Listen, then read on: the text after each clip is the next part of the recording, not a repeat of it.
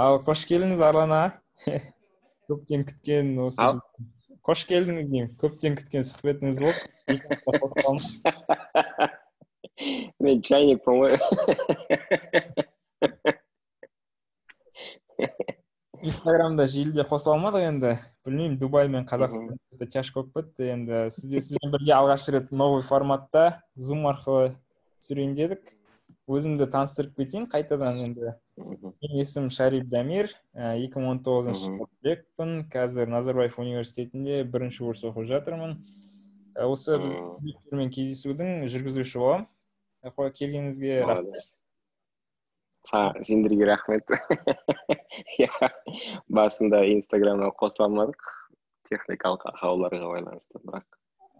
Сізге таныстырып сіздің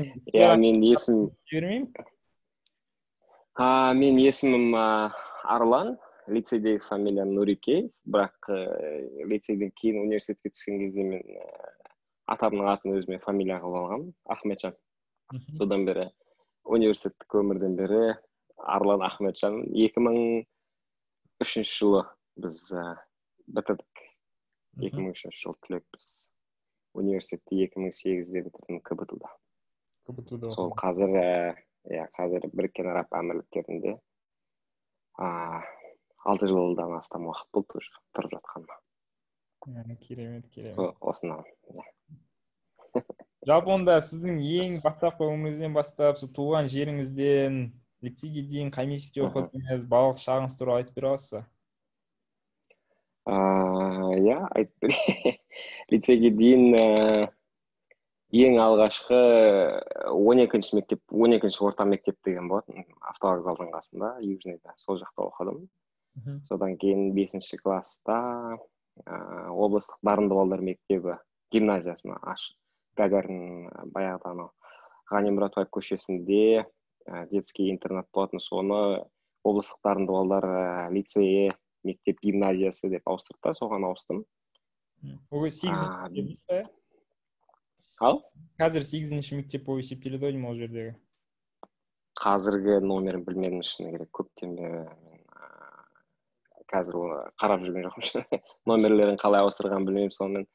Сол дарынды балалар мектебінде 5-6 класс, 2 класс оқыдым. Содан кейін лицейге түстім. Лицейде мен туған ағам оқитын ол кезде. 81-ші жылғы Арман Нурикеев деген, онда көп жігіттер танитын шығар енді. Бірақ ол 11-ші класс болып жатты ол кезде. То есть олар ең алғашқы лицейге түскен 93-ші жылы лицей қалай ашылды, сол кезде оқуға түскен оқушылар болатын олар. Ол кездері лицей 6-ші класстан кейін 7-ші классқа, содан кейін 8-ші класстан кейін де қабылдайтын ол кездер. Сол кезде ол 6-ші класстан кейін түсіп, бір жыл жоғалтып, ол кезде сондай болатын жаңағыдай. Біздің ағаларымыз 6-ші классты бітірсе де, бір жыл тіл үйреніп, ағылшынша, түркше, бір жылдарын жоғалтты. Бастапқы түлектерін, сөйтіп солардың кезінде. Мен туған ағам 11-ші класс оқитын сол кезде. Бірақ мен лицейге түскен кезде үйде бір қайғылы жағдай болып, әкем өмірден озып кетті. Сол кезде біз 4 баламен мамам бір өзі қалды. Жай әшейін ғылыми жаңағыдай лаборант болып жұмыс істейтін ол кезде. Мен анам. Сөйтіп жағдайымыз болмады, сосын мен лицейде оқымайын деп шештім негізінде. Өйткені жаңағыдай 2 баланың ақысын төлеу, тамақтың ақысын қиын болды да бізге. Ол кездері тамақтың ақшасы да ондай көп емес, бірақ сол кезде жаңағы түріктерге рахмет, көптен үйге келіп, олар жаңағы директор бар, жаңағы Мұстафа Шахин бар, содан кейін тәрбиешілер бар, 2-3 мұғалім бар, сол бәрі үйге келіп, балаңыздың результаттары жақсы, жаңағыдай бізден кейін лицейге 2 тур ғой обычно түсу үшін. Бірінші тест тапсырасың, тесттен өттік бәріміз, содан кейін екінші стадияда қазір 5 күндік дейді, бірақ біздің кезімізде ол 10 күндік болатын. 10 күн. Бәріміз сол жерде жатып, лицейде 3 группа болып, сол кезде алғаш тәрбиешілерімізбен танысып, сөйтіп сол тәрбиешім үйге келіп, аяғында жаңа Мұстафа Шахиніне қосылып сөйтіп бізге жаңағыдай скидка дейді ғой, жеңілдік жасап, бір жыл бойы, то есть біз бір үйден екі бала оқығанның өзінде біз бір жыл бойы біреуімізге ғана ақша төлеп оқыдық. Сөйтіп мен бір жыл тегін оқыдым, шыны керек, түріктердің арқасында. Содан кейін жаңа ағам лицей бітіріп уже аяққа тұрып кетті ғой, содан кейін жаңағыдай мен бір өзім ары қарай мамам алып жүрді. Сондай болды алғашқы кезінде. Бірақ қызық болатын ол кездер әрине. Жаңағыдай әр заманның өзінің қызықтары болады ғой, әр оқушылардың өзінің қызықтары болады лицейде. Біз болатын кезде жаңағыдай жатақханаларымыз суық, баяғы ескі зданиесінде 187 мектептің. Анау темір кроваттар болатын двухъярусный. Олар кезінде анау жаңағы неме аты военныйлардан қалған ғой кезінде жаңағы двухъярусный кроваттың ортасы бүйтіп түсіп кеткен матрастар, сосын ескі матрастар. Біз лицей басталмай жатып, лицейге түсетін кезде әр жыл бір 10-15 күн ертерек барып алуға тырысатынбыз. Өйткені жаңағы матрастардың бәрі үлкен, актовый залдың ішінде жатады да. И жаңағы максимум балдар жиналамыз да, сол өзімізге ең жақсы, ең қалыңдау матрастарды таңдап алу үшін, ең қалыңдау көрпелерді таңдап алу үшін ертерек барып, лицей приблизительно жатақханамыз қай жерде болатынын білеміз. Сөйтіп бәрін сөйтіп жүретінбіз біз. Түріктермен бірге қосылып, кілемдерімізді өзіміз қолмен жуып, шлангпен сол есіктің алдында. Сондай қызықтар болған, иә. Жатақхана лицейдің қасында болды ма? Қай жерде орналасты? Әр кезде әртүрлі болды ма? Жатақхана сол лицейдің ішінде болды, бәрі бір зданиеда. Негізі бір здание болғанда 187-ші мектеп қой, соның бір жақ бөлігін ортасын жаңағыдай қалай бөлгендерін білмеймін енді. Бір жағы лицей болды да, бір жағы 187-ші мектеп болатын. Мысалы сол біздің лицейге де и 187-ші мектепке де бізге бір ғана футбольный поле болды басында, даладағы. Одан кейін бір ғана спортзал болды, сөйтіп мысалы алғашқы әскери дайындық НВП дейді ғой. Содан мұғаліміміз біреу болды, дене шынықтырудан беретін мұғаліміміз біреу болды, сол екі мектепке. Сөйтіп барып солай жүрдік. Лицейдің жатақханасы 3-ші этажда болатын. 2-ші этажда лаборатория болатын, 1-ші этажда класстар, сосын асхана. Сосын қасында бейтіп оң лицейге бейтіп кіре беріс жағында, сол жағында двухэтажный здание болатын, 2 қабатты. Ол жақта жаңағы кейбір мұғалімдер, сол мұғалімдердің бөлігі болатын да, сол кейбір мұғалімдер сол лицейдің ішінде тұратын ол кезде түріктер, өйткені олар бала шағалары жоқ әлі ол кезде. Жас жігіттер ғой бәрі. Сосын мұғалімдер бөлмесі, сол кітапхана, сол жақтарда болатын лицейдің 2-ші бөлігінде. Оқушылардың барлығы жатақханаға сиятын беді? Иә, өйткені жатақханада біздің бір бөлменің ішінде 10-12 адамнан, кейбір кезде одан да көп адамнан болатын. Двухъярусный кровать болғаннан кейін 5-6 кровать тұрады, сондай. Сөйтіп бір бөлменің ішінде 10-12 бала жатақханада болатынбыз. Жатақхана ондай қатты үлкен болған жоқ, люкс болған жоқ. Бірақ соның өзі де қызық болды да бізге бәрімізге. 10-12 бала бір бөлмеде жататынбыз. Сонда 7-ші класста сіз андай болған жоға, типа, қақа келдім мен, басқа мектепке барам, типа, сізге ұнады ма, сол онадан нормально, новый атмосфера деген сияқты? Шыны керек, иә, мен ондай басқа мектепке барам, анау деп менде ондай ешқандай проблема болған жоқ. Сразу балдармен бәріміз бауыр басып жаңағыдай. Одан кейін 5 жылды бәріміз бір нанды бөлісіп жедік қой, енді аяғында. Сосын үлкен бізге септігін тигізген біздің тәрбиешіміз түрік болды да. Сол кезде. То есть бізден кейінгі поколенияларда уже түріктер өте аздау болды, даже бізден бір жас кішілерде ондай біреуінде ғана болды, 2 класстың біреуінде ғана түрік әби болды да, екіншісінде түрік болған. Бізге соңғы поколениямыз болды да. 2 класстың 2-еуіне де түрік тәрбиеші болды. Біз әлгінге дейін тәрбиешімізбен қазір Ескишехирде тұрады, Турцияда. Сонымен әлгінге дейін хабарласып тұрамыз. Әлгінге дейін бізге жаңағыдай өзінің ағалығын жасап, жаңағыдай кейбір кезде көмектесіп сөйтіп тұрады. Онымен әлгінге дейін 78-ші жылғы болатын ол кезде. Фатих деген ағайымыз. Сол 5 жыл бойы бізге тәрбиеші болып шықты. Сол бізге өте көп көмектесті негізі сол жылдар. Қазақшасымен қалай еді ол? Чисто түрікше сөйлейтін бе еді или? ол ол кезде талай қызықтар болған, жаңағы қазақша білмейді, орысша білмейді, біз оған жаңағыдай прикол ұстап қойған жаман сөздер үйретеміз оған. Иә, ол бейшара қайдан білсін, ол білмейді. 78 жылы ешкімі жоқ, Қызылордада, Турциядан айдалаға Қызылордаға келген. То есть неше түрлі қызық историялар болды, түріктермен, конечно. Сол кездері, бірақ менің ойымша лицейдің бір қатты алтын замандары болған сияқты. Білім сапасы бәрі де жақсы болды, иә? Иә, өте жақсы болды. Сосын тағы бір қызық айтып берейін саған, жаңағы тәрбиешілерден бір 7-8 адам ғой, сол түріктер тәрбиеші болып жүрген. Түрік тәрбиешілер да. И бәрі жан-жақтан келген, бірақ бәрі анау филфакта қорқытады, филфакта оқиды да. Филология мамандығында, иә, олар филфакта оқитындар, в основном біздің менталитет бойынша бәрі қыздар оқиды ол жерде. Тек қана түріктер бар, 7-8 түрік бар, сол Мехмет Аби, Ясин, Рамазан, біздің Фатихаби, Абдуахаби, сосын Адем Сағалам деген болатын, сосын Фуат Шкаф деген түрік тәрбиеші болатын. Бәріміз қатты прикол сөйтеміз. Сол 7 адам филфакта бүкіл қорқытатаның ішінде универсиада болсын, анау болсын, чемпион қылатын. Настольный теннистен филфак чемпион. Өмір тарихта болмаған нәрсе. Футболдан филфак чемпион. Кілең қыздар оқитын мамандық постоянно чемпион. Олар физкультурниктерді отып, футболдан, волейболдан, бүкіл спорттан филфак бірінші орын алады. Түріктер оқып жүрген кезде сол жерде. Біздің тәрбиешілеріміз. Қызық болған, иә, сөйтіп. Әсіресе ана Фуат Шкаф деген қатты. Әлгінге дейін оны жұрттың бәрі шкаф дейді, Фуат дейді, қай Фуат? Шкаф Фуат жетсің. Дейді бәрі, иә, шкаф Фуат. Дәу жігітті енді өте былай плечасты дейді ғой, иықты жағдай, үлкен бой почти 2 метрге жетті. Прикол болатын сол, иә. Олардың бәрі қазір уже Турцияда ма? Кейбіреулері қалды ма Қазақстанда?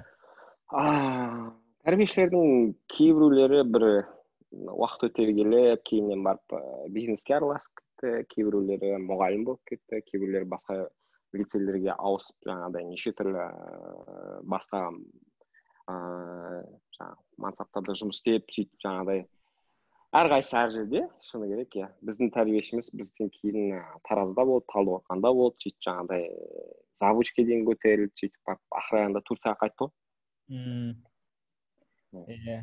Ал лицей уақытында жалпы олимпиадчик болып, бір сабақтарды ұнатып, белсенді араласып жүрдіңіз бе білім жағына да? Иә, ондай болды. Ондай бірақ ондай үлкен дәрежеге жете алмадым.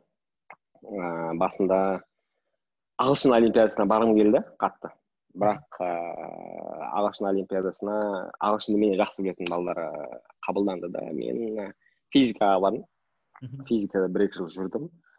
Сосын оны қатырмадым, шыны керек. Сонымен олимпиада лицейде қалды. Бірақ негізі сабақты жақсы оқыдым лицейде. Шыны керек.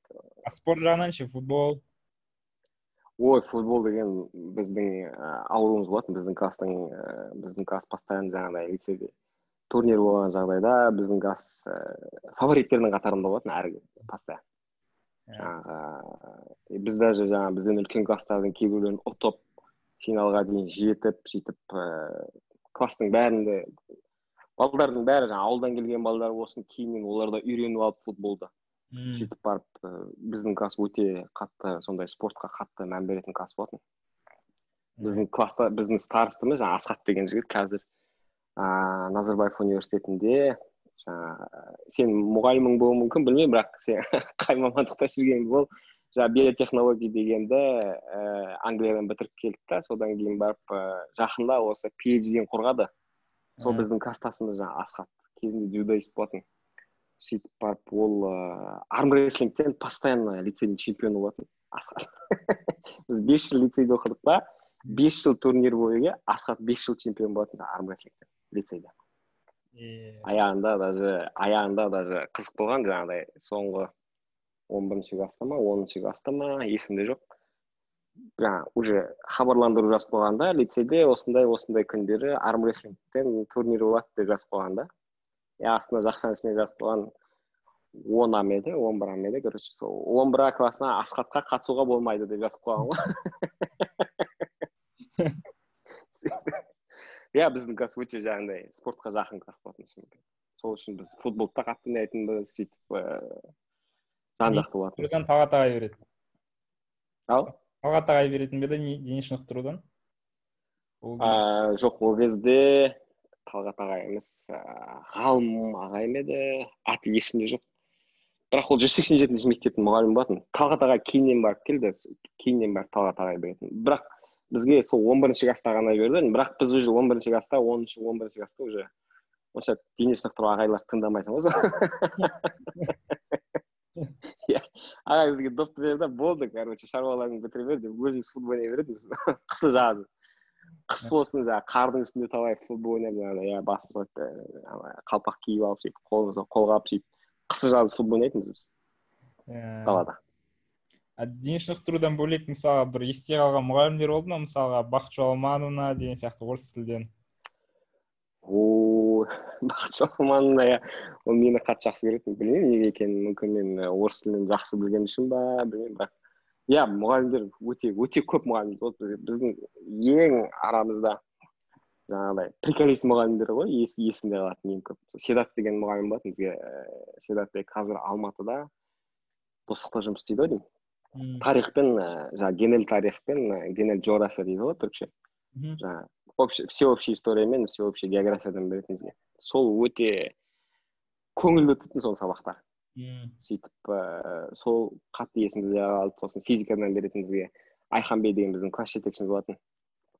Сол постоянно біз күлдіретін, өзі жаңағыдай тырысады ғой, енді олардың ана тілі ағылшынша емес, бірақ физика ағылшынша беру керек, жаңағыдай тырысады да қолынан келгенше, өзі ағылшынша білмей тұрса да жаңағыдай who wants to take fives, короче.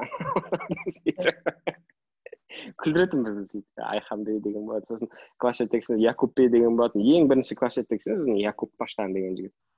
Ол өте спортивный жігіт болатын, жаңағыдай бойы кішкентай, 1.60 әрі кетсе бойы. Аяғымен ана есіктің үстінде косяк тигізетін еді ғой, кунг-фу испаш, сондай бір нәрсе, короче. Беті 3 саусақпен беті столға тұратын бейт, ше, фук, аяғын көтеріп қойды бейт. Сондай қызық мұғалімдер болған, иә. Сосын барып математикадан беретін, ол кезде әр мұғалім, барлық мұғалімдер әлі есінде, шыны керек ше, математикадан беретін мысалы. Эрен Кушчу деген жақсы жігіт болатын. Ол деген өте аккуратный, жаңағы парақты бет А4-ді бет екіге бөліп, жаңағыдай экономны қолданып, жаңағы қағазды экзамен жасаған кезде сөйтіп бәрін сондай өте тиянақты жасайтын, бізге сабақты да сөйтіп үйрететін, жаңағы көп нәрселер. Биологиядан беретін Фуатбей деген болатын. Өте жаңағыдай момын кісі да. Өте момын. Ешкімге ешқашан дауысын көтергеніміз ешқашан естімеппіз. Бірақ қатты сыйлайтынбыз сол Фуатбейлерді, жаңағы түрік мұғалімдер бәрін. Көп ондай мұғалімдер, айта берсең көп, жаңағы мұғалімдердің бәрі уникальный болатын по-своему. Бірақ арасында ең қатты әсер қалдырған жаңағы Седатбей мен Айханбей болатын. Өйткені Айханбей біздің класс жетекшіміз, а Седатбей бізге өте жақын болды да, тәрбиеші. И еще приколист, есікті ашып қойды, тарих деп айқайлап атады да, еще біреуге замечание жасап атады, не завуч қой еще. Сен не жүрсің, ана классыңа бар деп ше. Сізде кәдімгідей прикол историялар айтып беретін. Сағынып қалыпсыз ғой, прям бәрі есіңізде қалыпты. Ой, біз айтып отырмын ғой, қазіргі күнге дейін балдармен WhatsApp группамыз бар, анау бар, кейбір кезде 3-4 бала бет жиналып қалған кезде, сол постоянно айтатын әңгімеміз сол, әлі күнге дейін сол бәріміз бір-бірімізге, кейбіреулер уже жаңағыдай үлкен лауазымға жеткен, үлкен должностьтарда, үлкен мамандықтарда, үлкен компанияларда жұмыс істеп жүрген болса да, кейбіреулер үшін олар мысалы үшін Ерболат деген жолдас болғанымыз бар, ең жақын жолдас болған бір. Қазір Қызылордада бір үлкен директор да, то есть бүкіл медициналық аналарды, врачтарды аттестация өткізетін центр бар, соның директоры. Кейбіреулерге ол Ерболат Ермашевич да, оған жұрттың бәрі Ерболат Ермашевич, а біз үшін ол, Петр да, погонялканы айтамыз ба, оған әлі күнге дейін сөйтіп же. Сондай жолдастарымыз көп арасында айтып отырмын ғой, жаңағы басқа завод басқарып жатқан класстастарымыз бар, бизнеста үлкен жетістікке жеткен класстастарымыз бар, ағалар, жаңағыдай кейбіреулерге сабақ беріп, жаңағыдай кейбіреулерге консалтинг жасап, өздері жаңағыдай бизнес ашып, неше түрлі жасап жүрген. Бірақ біз үшін олар әлі күнге дейін сол лицейдегі балдар да, сол қарым-қатынасымыз әлі. Керемет. Так, енді примерно 11 класс туралы айтайық. Қай пәнді таңдадыңыз, қай универге деп не істедіңіз, негізі КБТУ деп басынан шештіңіз ба, қандай выборлар болды? Мен негізі мұнай газға барам деп шештім. Иә, өйткені мұнай газ ол кезде бум болып жатты да, жаңағыдай престижный мамандық болды. Көп адамдар мұнай газға барып, жаңағыдай Қызылорда, Петрока, Харикен, қазіргі Петрока алсаң, кезінде ол Харикен Кунколь мұнай болған да. Канадистер келіп жатты. Сөйтіп барып, то есть мұнай газдың жаңағыдай престижный болып жүрген кезі ғой. Сол кезде мұнай газға барсаң аш қалмайсың деген әңгімелер болып жүрді. То есть, в общем, жақсы дәрежеге жетесің. Ол кезде қазіргі біздің программист сияқты, сол кезде мұнай газға инженерлікке барлығы барып жүрді ғой, иә, өзі жұрттың бәрі сол екінің бірі я экономиканы таңдайды, я мұнай газ таңдайды, я юриспруденцияны таңдайды. Сол мен физиканы таңдадым, мұнай газға баратын болдым. Сол жылдары как раз біз 10-шы класста ма, 11-ші класста ма Алматыға кездеге бардық негізі. 2 класспен жиналып, автобусқа мініп, қызық приколдар бар оның арасында. Сөйтіп Алматыға кездеге бардық. Сулейман Демирел университетін көрсетті бізге. Сол кезде Фуат Гаджиев деген легендарный преподаватель бар сол кезде. Программистердің көкесі Сулейман Демирелде ең бірінші. Ол Азербайджаншы жігіт, бірақ азербайджанецтер мен түріктердің тілі бір-біріне қатты ұқсайды ғой. Түркшені де өте жақсы біледі. Соответственно, азербайджанец болғаннан кейін орысшаны да қатты біледі. И бізге келіп орысша сөйлеген кезде біздің көзіміз бадырайып, мына жігіт базар жақ екен деп сөйтіп. СДО-ға біраз адам сөйтіп соның арқасында соның влияниесімен, соның ықпалымен СДО-ға кетіп қалды. Бірақ мен жаңағыдай КБТУ ашылып жатты.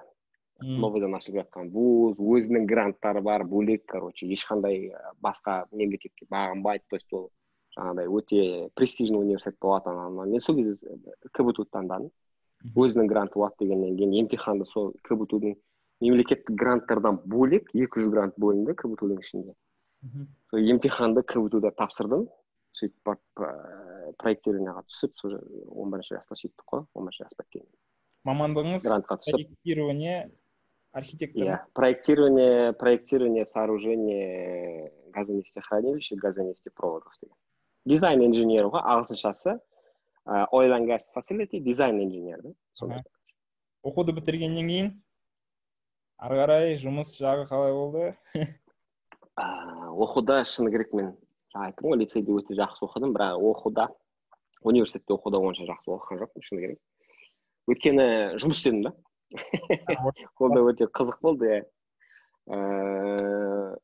Екінші курстан бастап па мен ол кезде Алматыда Интерконтиненталь деген гостиницада багаж тасушы жұмыс істедім мен.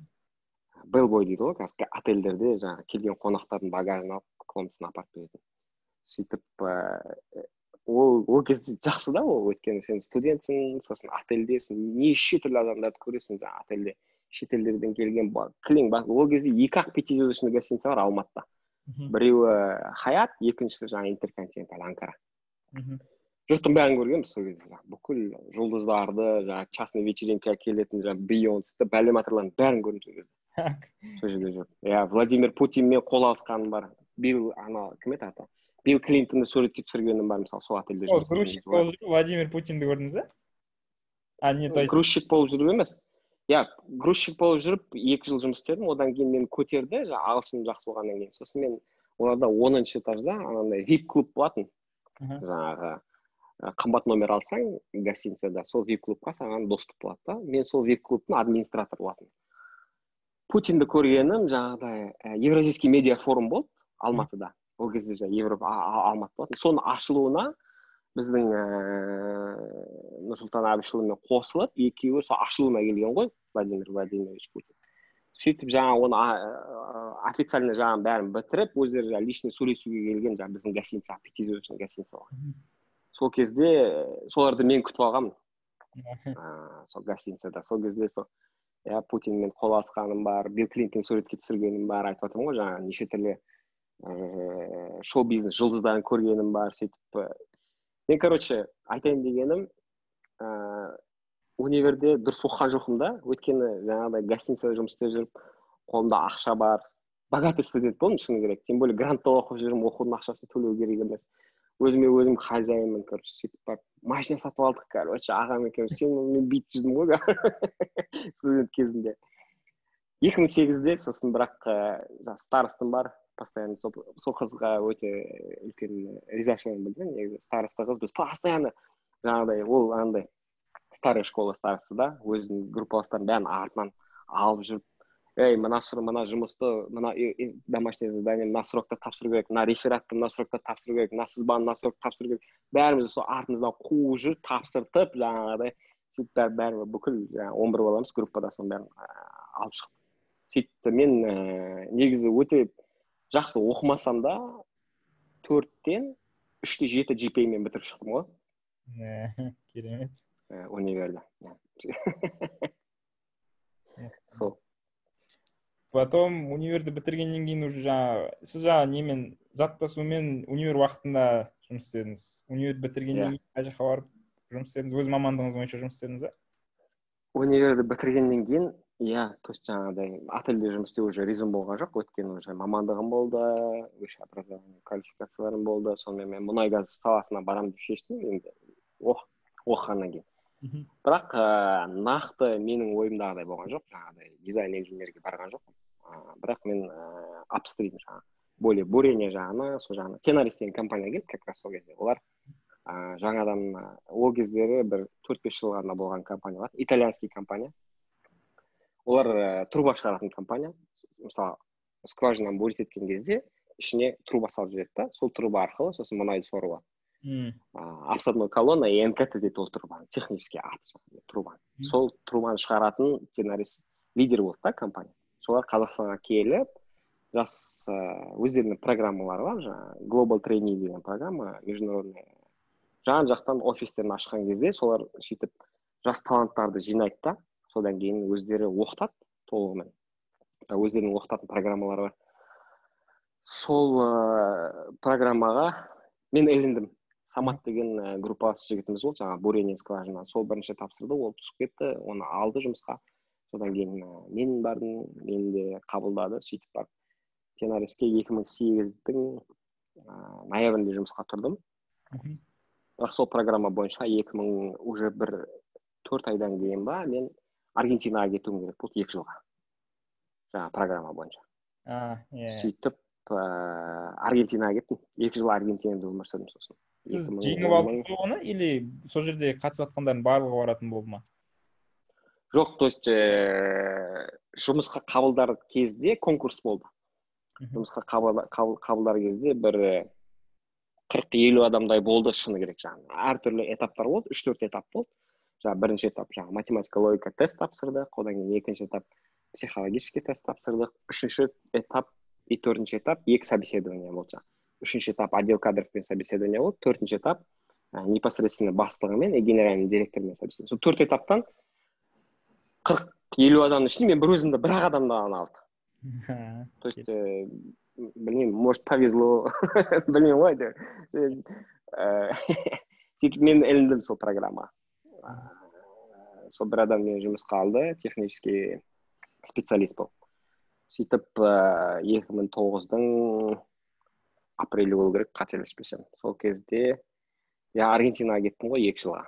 Сосын март па, апрель ба сондай уақытында. Сосын 2010-ның аяғында бірақ келдім. Почти 2 жылдай сол Аргентинада болдым. Ол жақта университетте оқыдыңыз ба, или сол жақтың компаниясының? Ол жақта жаңа компанияның программасы өздері оқытады, жаңа жас мамандарды оқытып өздеріне. Олардың программасы өте мықты болды негізі. Бірінші месторождениеға жібереді. 1 жыл месторождениеде болдым мен. Айдалада контейнерде тұрып, жаңағыдай ешкім бір ауыз ағылшынша білмейді, ешкім жоқ, сөйтіп бар. Бурениені үйрендім. Жарты жыл буровой скважинада жүріп, солармен бірге жұмыс істеп, жаңағыдай ауыр заттар көтеріп, сөйтіп, то есть үйрену керек болды да. Одан кейін 1 жыл мен заводта болдым, трубный заводта. То есть бірінші сен проблеманы білесің, месторождениеде қандай проблема болып жатыр трубаны. Одан кейін екінші фаза, сен заводқа келесің да, решениені білесің. И заводта, реально труба шығаратын заводта ана месторождениеде қандай проблемалар бар, соның бәрін айтасың. Соответственно, соған қарап решение қабылдайды да, и сол решенияларды сосын кейін барып клиенттерге сатасың. Сөйтіп комплексный тренинг курс, әрқайсының өзінің, одан да параллельно біз постоянно жаңағы неше түрлі корпоративный обучение дейді, сондай курстар өтіп жүрдік. Лидерские качества, effective presentation, правильно, как правильно презентацию делать, мысалы үшін.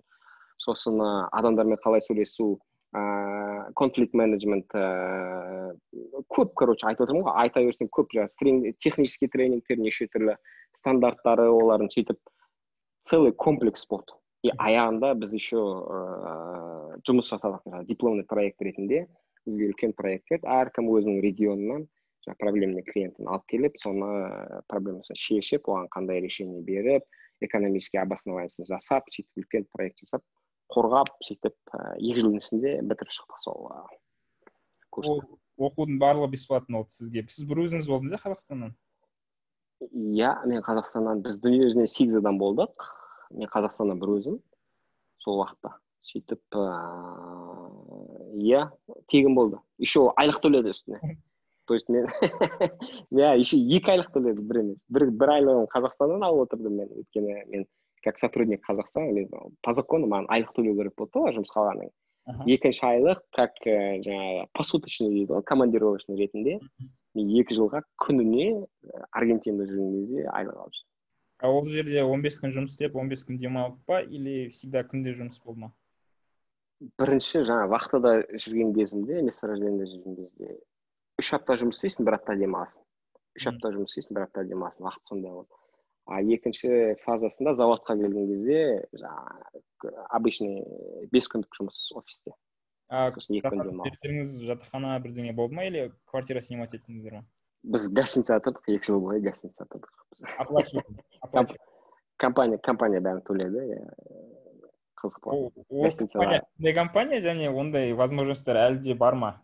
Қазақстанда қалай ойлайсыз? Әлі де бар, ондай компаниялар көп, на самом деле, то есть тек қана Tenaris емес. Негізгі ол компания, ондай тренингтің негізін қалаушы компания Shell. Жаңағы Royal Dutch Shell дейді ғой, солар.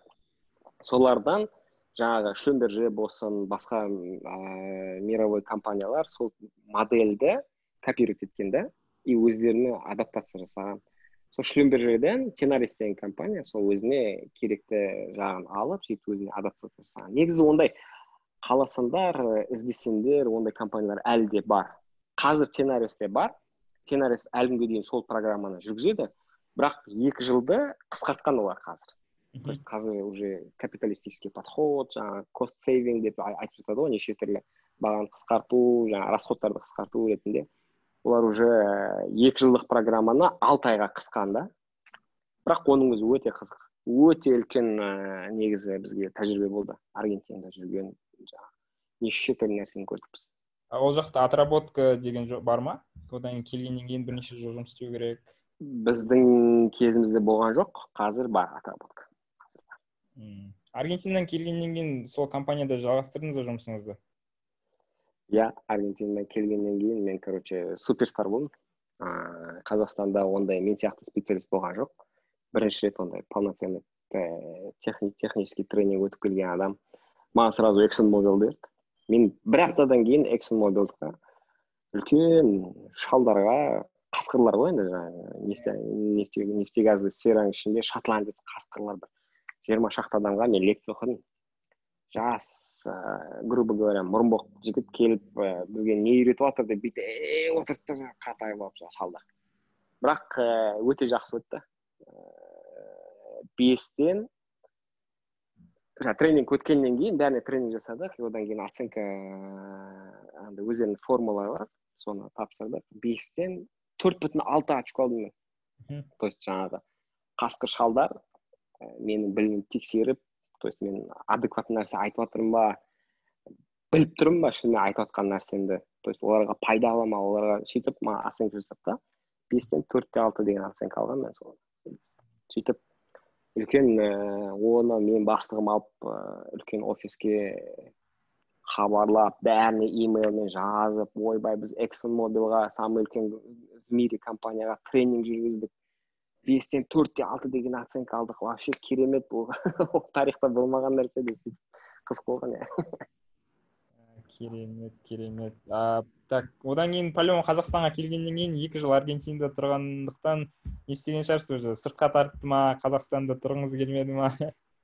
Ұнамады ма? Мен негізі айтып отырмын ғой, мен әлі күнге дейін балдар прикол ұстайды ғой маған, сен осы бір орында тұрмайсың, қашан Қазақстанға толығымен қайтасың деп. Мен жаңа студент кезімде еще work and travel мен Америкаға барғанмын. Айтып отырмын ғой, мен, короче, жүрмеген жерім жоқ, айтып отырмын, жұмыспен де әлі күнге дейін сол да. Постоянно бір орында тұрмауға тырысамын да, маған өте қызық, өйткені жаңағыдай әртүрлі жерлерге барып, work and travel мен Америкаға бардым, ол кезде 6 айдай Америкада болдым, одан кейін Аргентинада болдым, одан кейін Қазақстанға келдім. И постоянно шетелге шығып тұратынмын, жаңағы Турцияға барып қайтасың, анау мына жақта Дубайға келесің тренингке, анау сөйтіп әр жерлерде жүретін. Сол маған постоянно қызық болады, жаңағы неше түрлі адамдармен кездесіп, әлі күнге дейін де қызық. Қазір мен мысалы үшін өте сол ешқашан өкінген емес ондай өмір сүргеніме шыны керек. Жаңағы әртүрлі адамдармен танысып, қазір жан-жаққа, дүниежүзінің жан-жағында мен таныстарым бар да. Тағы да саған бір қызық оқиға айтып берейін. Өткенде мында бір жұмыс шықты да, мен Малайзияға баратын болдым. Петронас деген компания бар, Малайзияның национальный компаниясы, үлкен компания. Соған біз продукция беретін болдық та, осындағы компания бойынша. Сөйтіп квалификацияға технический білімі бар адам жіберіңдер деді. Сол жақтағы технический директормен сөйлесетін, сосын жаңа вопростарды улажить ететін. Сосын мен баратын болдым, шешті. Сосын Малайзияға бардым, жаңа Петронас Тауэрына 2 здания бар ғой, одинаково. Соның ішінде 34-ші этажда ма, үлкен бір митинг румға кіргізді. Сөйтіп күтіп отырмын. Бір кезде қарасаң, кіріп келе жатыр бір адам да, сөйтіп қарасам, анау адам жаңа Exxon Mobil'да ана бүкіл шотландецтердің бастығы болған Кевин Макмахан деген шотландец жігіт болатын. Сол адам Малайзияда Петронаста жұмыс істеп жүр ғой. Сөйтіп ол мені көріп таңғалып қалды. Ол Кевин Макмахан неге мен жақсы көретін? Өйткені біріншіден оның әйелі қазақ. Атырауда 4-5 жыл ма жұмыс істеген кезде қазаққа келіншекке үйленген әйел қазақ қызы, Атыраудың қызы. Екіншіден мен оның постоянно қанын ішетінмін, то есть жұмыс кезінде там не надо бара беретін да. Кевин, короче, давай ананы бүйтейік, мынаны бүйтейік, Кевин, ананы бүйтейік, мынаны бүйтейік, короче. Кейбір бір екі рет мен офисіне қуып жүргені бар, содан кейін 2 рет қуып жүргені, 3-ші рет уже тыңдайды да сені. Сен оған адекватты нәрсе айтып жатқаннан кейін ол уже тыңдайды. И мен оған назойливый болдым да, и ол мені жақсы танитын сол кезде. Қан жібереді. Сөйтіп барып Малайзияда оны 10 жылдан кейін ба, қанша жылдан кейін, бір 7-8 жыл өтіп кеткен ғой яғни. Соны барып Малайзияда кездестірдім ғой. Сөйтіп маған ол да көз бадырайып қарап тұр маған, мен де оған қарап тұрмын. Кевин, не арсыз мұнда дедім ғой. Күйеу бала ғой біздің қазақтарға. Сөйтіп онымен біраз прикол ұстап, жаңағыдай бүкіл мен жаңа жиналып тұрған, шешілмей жатқан мәселелердің бәрі Петронаспен сол бір кездесудің арқасында оңай шешіліп кетті да. Өйткені Кевин менің кім екенімді біледі, мен Кевиннің қандай адам екенін білемін да. Жаңағыдай екеуміздің бір-бірімізді Атырауда кезінде жұмыс істегеніміздің арқасында сөйтіп дүниежүзі кішкентай екен деп, тем более мұнай газ саласы өте кішкентай екен деп сол кезде тағы да көзім жеткен. Керемет. Ал сол Қазақстанда компанияңыздан қанша уақыт жұмыс істедіңіз? Сосын неліктен кетемін деп шештіңіз? Сен дәл мен интервьюдағыдай сұрадың ғой. Рекрутерлер, отдел кадрдан сұрайды сияқты сұрадың ғой сұрақты. Негізі айтып отырмын, Қазақстанда мен Қызылордадан Алматыға көшіп кеттім. Алматыны әлі күнге дейін жақсы көремін, өте қатты. Алматыда қазір қазір анам Алматыда тұрады, қарындасым Алматыда тұрады, үлкен әпкем Алматыда тұрады. Сөйтіп әлі күнге дейін өзіміздің үйіміз Алматыда, сөйтіп Алматыда жүрдім да. То есть Алматыға әбден бауыр басып қалғансың ғой уже. Кейін барып Атырауға ауыстық. 8 ай ма, 9 ай ма Атырауда жұмыс істедік. Кейін барып компания айтты, сендердің олар біз Атырауға көшкен кезде бізге дополнительный сумма беретін, квартира снимать етуге ақша. Компанияда қиындау моменттер болды да, сөйтіп сол ақшаны кесеміз деп айтты. Сосын мен өзімше, сендер мені білмейсіңдер, мен суперстармын, мен крутоймын, сендер менсіз жұмыс істей алмайсыңдар дедім да. Сөйтіп негізі үлкен қате жасадым сол кезде. Сөйтіп барып сценаристтен кетіп қалдым. Бірақ қазір ойлаймын да, енді мүмкін солай дұрыс болды ма екен деп. Сөйтіп кетіп қалдым сценаристтен, международный компаниядан. Сөйтіп барып Қызылордаға қайтып келдім. Қызылордада облыс телерадио компания астынан туған ағам бар. Одан кейін 81 жылғы Нұрбол деген ағамыз бар. Мен ағамның класстасы. Сосын Арман аға деген бар, 79 жылғы ол да лицейдің түлегі. Сөйтіп ағалар жиналып City Cafe деген кафе аштық біз. Өзіміз. Сол кафеде жұмыс істедім 2 жыл. Содан кейін барып үлкен поворот та бүйтіп. Мұнай газ саласында жүресің да, ертең кафеге ауысып кетесің. Сөйтіп қызық болды. City Cafeде 2 жылдай жұмыс істедік. Ол кезде ана интерконтиненталь гостиницада жұмыс істеп жүрген шеф-поварды алып келіп, соларды үйретіп, сөйтіп ол да өте жаңағыдай бизнес ретінен қарасаң, өте жақсы тәжірибе болды маған City Cafe. Сізге новый сфера болды. Бірақ маған новый сфера болды. Мен ондай ресторанный бизнес ондай қиын деп ойламаппын шыны керек. Ойлайсың ғой, ой, что там ресторанный бизнес, оңай жұмыс істейсің. Негізі ондай емес екен. Көп подводные камни дейді ғой, сондай қиыншылықтар болды, неше түрлі сэсің бар, пожарниктерің бар, гаскаң бар, неше түрлі адамдар келіп тексере береді, сөйтіп барып одан бөлек клиенттерің бар, біреуіне ұнамаса бітті да уже жаба бер деген әңгіме. Сөйтіп сосын мен түсіндім, мен международный компанияға қайтайын лучше. Оказывается, сондай жерде өзімді более комфортно сезінеді екенмін дедім да. Сөйтіп мен Алматыға кетіп қалдым. Бюро Веритас деген компанияға жұмысқа тұрдым. Жаңағы бұрынғы компанияңызға қайтадан заявка тастайын деген ой болды ма? Болды, бірақ ондай қатты болған жоқ. Өйткені олар әлі Атырауда болды да. Мен Атырауға баруға желание болған жоқ. Сосын барып Алматыға барайын дедім. Сосын негізі мен сол кезде уже шешіп қойғанмын, что мен Дубайға келемін. 2009-да келдім, ең бірінші Дубайға. Тренингке келдім, мында сол сценарист компаниясында жүріп сол кезде. Ол кезде 2010-да ма, 2009-да ма, сол кездері ноябрьде келдім да, Дубайдың керемет болып тұр. Алматыда, Қазақстанда күн суық, бәріміз куртка киіп, уже қар жауып сөйтіп жатқан кезде, мында ауа райы 25-28 градус, вообще керемет болып тұр. И как раз сол кездері Формула-1-ның последний этапы всегда осы Эмиратта болады. Я ноябрь аяғында болады, я декабрьде болады, декабрьдің басында. Формула-1. И сол Формула-1-ның последний этапы біткен кезде, гонка ғой Формула-1 дейсің ғой. Сол гонка біткеннен кейін 4 күн концерт болады жабылуына, Формула-1-ның жабылуына байланысты. Бүкіл дүниежүзілік звездалар келеді сол кезде. И сол кезде мен келген кезде как раз сол периодқа түсіп қалдым да, мында тренинг жүріп жатыр параллельно. Бір күні осындағы жолдас балдарым, Шакираның концерті болады. Формула-1 анау конкурс бітті, кеттік соған барамыз. Ладно, давай кеттік. Сөйтіп ауа райы керемет, Шакираның концертіне барып алғансың. Содан кейін барып ертесіне Snoop Dogg'тың концерті, Snoop Dogg'тың концертіне барасың. Сөйтіп барып сол кезде қатты ұнады да Дубай. Сол кезде мен өзіме өзі шешкенмін. Мына жерге келіп жұмыс істеу керек екен. То есть маған қатты үлкен мотивация болған нәрсе. Дубайға келдім, Индияға келген сияқтысың да. Көп индустар жүр, пакистанецтер жүр, филиппинецтер жүр, бангладештер жүр. Олар түк бір-екі ағылшынша да білмейді да. Солар істеп жүр да жұмысты. Көп айлық алып жүр. И мен өзім ойладым да, неге олар істеп алатын нәрсені мен істей алмаймын. Сол кезде мен өзіме уже шештім да, что мен Дубайға келемін деп. И қайтадан бюро Веритасқа барған кезде мен уже ойымда жүрді, что бір шамалы ақша жинап алып, сол кезде как раз класстасым тағы да айтып отырмын ғой, біздің класстастарымыз арамызда әлі күнге дейін ауызбіршілігіміз әлі мықты. Сол кезде Жұмабек деген класстасым, Шелінің жігіті, жай қарапайым семьядан шыққан, ол жаңағыдай ешқандай тілеу еш нәрсесі жоқ. Осында ауысып келді Абу-Дабиге, Сайпем деген компанияға закупщик болып жұмыс істеп жүрді Жұмабек, бала шағасымен. Сосын біз Бауыржан деген тағы да бір класстас балам бар, екеуміз шештік та, қолымызға барақшамызды алдық та, Жұмабектің үйіне келіп жаттық қой бір ай. То есть туысқаныңнан артық та, бір жағынан Жұмабек деген досым ше.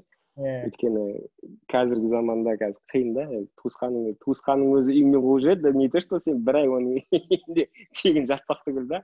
Ана класстасыңнан даже сұрамайсың, жұмеке біз келе жатырмыз. О, конечно, сөйтіп келді. Бізге машинасын берді, біз қыдырдық, жүретін жерімізді жүрдік, барып собеседование өттік, баратын жерімізге бардық, сөйтіп жұмыс іздедік бауыржан екеуміз. Полностью. Сол кезде ілініп кеттім ғой мен мында Дубайда бір компанияларға сөйтіп барып, сосын жаңағы мында жолдастарым бар, ана кезінде Тенарста жұмыс істеген. Соларда көмектесіп жүрдік, жақсы рекомендация беріп сөйтіп барып. Бұл сіздің нешінші жұмысыңыз болып? Заявка собеседование өткен нешінші жұмысыңыз болып? Негізі айтатын нәрсе бар ол туралы, ол өте үлкен тақырып негізі. Мында то есть қазір дүниежүзі бойынша қарасаң, қазір кризистің уақыты, мысалы үшін ең қиын жағдайда осы Ближний Востоктың таяу шығыс дейді ғой, таяу шығыстың рыногы, осы таяу шығыс жақ самый стабильный болып тұр да. Мұнай газ саласынан тем более, ақша жағынан тем более, бүкіл жаңағы внутренний валовый продукт дейді ғой, мысалы елдің показательдері, золотовалютный резерв дейді, внутренний валовый продукт дейді. Солар салыстырсаң, топ 20 мемлекеттің ішінде бір 5-6 осы таяу шығыстың мемлекеттері. То есть стабильность өте үлкен да. Сосын международный компаниялардың бәрі осында. Сол үшін, оны неге айтып жатырмын? Сол үшін таяу шығыстағы рынок өте привлекательный да. Адамдардың бәрі осы жаққа келгісі келеді. Екінші үлкен тағы момент, таяу шығыстың ең үлкен преимуществосы мында. Налог жоқ. Европаны ал, мысалы үшін, Канаданы ал, Американы ал, қай жақты алсаң да, өздері 40-50%-ке дейін кейбір елдерде өздерінің подоходный налог дейді ғой, бізде КПН дейді, бізде 10% мысалы үшін, оны жұмыс істеп жүрген компанияң төлейді оны, сенің атыңа. А басқа мемлекеттерде сен оны өзің декларировать ету керексің да. Налоговый декларацияны толтырасың, мен мысалы айлығым осындай, мен статусым осындай, примерно налогым мен осындай шығады, и міне мен айлығымнан деп жаңағыдай налоговый декларация. Ақша төлейсің сен, то есть салық төлейсің. Ал мына осы регионда ол жоқ, налог төлемейсің. Сол үшін мына рынок, осы таяу шығыстың рыногы өте привлекательный. Большие зарплаты, айлықтар үлкен, налог төлемейсің, качество жизни өте жақсы. Безопасность, жаңағы өте қауіпсіздік деген ең үлкен дәрежеде. Өте жаңағыдай тазалық, қауіпсіздік адамдар үшін бәрі жасалынған да. Сол үшін адамдардың бәрі мында келгісі келеді. Сол үшін жұмысқа тапсыратын кезде үлкен конкуренция болады, шыны керек. Мысалға, мен 2016 жылы жұмыссыз қалып қойдым мында. Сол кезде бір 3-4 айда перерыв болды, жұмыс іздеп жүрген перерыв. Күніне, вот шыны керек ше, без никаких преувеличений, без ничего. Күніне 600-700 заявление тастайтын мен, заявка жұмысқа тұруға. LinkedIn-нан, премиум LinkedIn бар, одан қалды басқа рекрутинговый агентстволар бар. Курс өттім, как правильно создать резюме, как правильно пройти собеседование, бәрін, короче. Сондай резюмемді өте жақсы болып, привлекательно болып жазып, сөйтіп заявка 500-600 заявка тастайтын күніне. Сөйтіп барып жұмысқа тұрып кеттім ғой, тағы 2016-да сондай бір перерыв болған, менде 3 ай. Сол мен айтайын деген нәрсем, конкуренция жоғары, бірақ жұмысқа тұру реально. Сөйтіп жаңағыдай, білмеймін ғой, енді біздің постсоветский пространстводан әлі адамдардың білім деңгейі өте жоғары, сосын жауапкершілік алуға адамдар қорықпайды, ешқандай жауапкершілік алған жұмыстарын тиянақты орындайды. Сол үшін Қазақстанның адамдарын, біздің Восточный Европаның адамдарын, орыстар болсын, белорустар болсын, украиндар болсын, оларды әлі мында бағалайды да ел. Мысалы үшін басқа индустар келеді, пакистандықтар келеді. Не в обиду им сказано, олар университет бітірмеген, ешқандай тіл дұрыс білмейді. То есть олар істей алам деп келеді да, в итоге бірақ дұрыстап орындай алмайды істеген нәрсе. Біз солармен салыстырған кезде біздің деңгейіміз, оқу деңгейіміз, білімділік деңгейіміз жоғарырақ болғаннан кейін, жұмысымызды адал атқаратын болғаннан кейін, біздің адамдарды әлі бағалайды мында.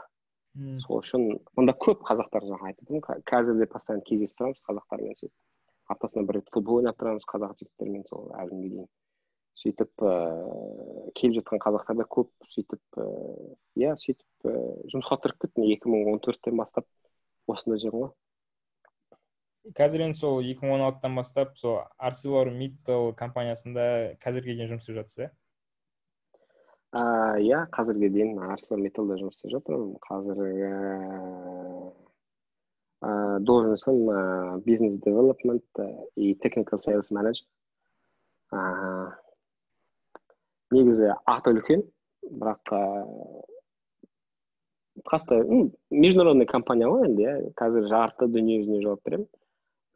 Таяу шығыс бар, сосын жаңағы оңтүстік Юго-Восточный Азия дейді ғой. Оңтүстік шығыс Азия бар, Таиланд, Сингапур, Малайзия. Сосын Северный Африка бар, Египет, Тунис, Алжир. Сосын Саб-Сахаран Африка дейді, жаңағы Центральная Африка, Южная Африка жақ бар. Сосын таяу шығыс бүкіл осы региондарға мен жауап беремін технический жағынан и бизнестің дамуы жағынан. Сонда сіздің жұмысыңыз нені қажет етеді? Не істейсіз? Қазір уже жаңағыдай енді көп нәрсе жұмыстың айта берсең көп қой, жұмыс таусылмайды ғой, оның ішінде технический жағы болсын, оның ішінде әр клиенттің өзінің требованиялары бар. Сол клиенттерге сен проблемалары бар әрқайсының өзінің. Сен оларға шешімін табу керексің. Шешімін тапқаннан кейін оларға, то есть шешім технически дұрыс болу керек, коммерчески обоснованно болу керек. Сосын сен өзің компанияң зиянда болмау керек, то есть сен пайда алып келу керексің компанияға. Сондай основной аспекттер бар, енді оның детальдарына кірмей-ақ қояйын, бәрі трубаның ояқ бұяғы ғой сол.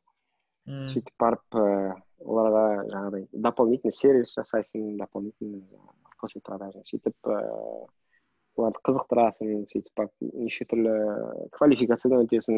Мысалы мында оңай емес тек бір компанияға бір затты алып бүйтіп сата салу деген ондай жоқ. Сен компанияның добросовестный поставщик екенін дәлелдеу керексің.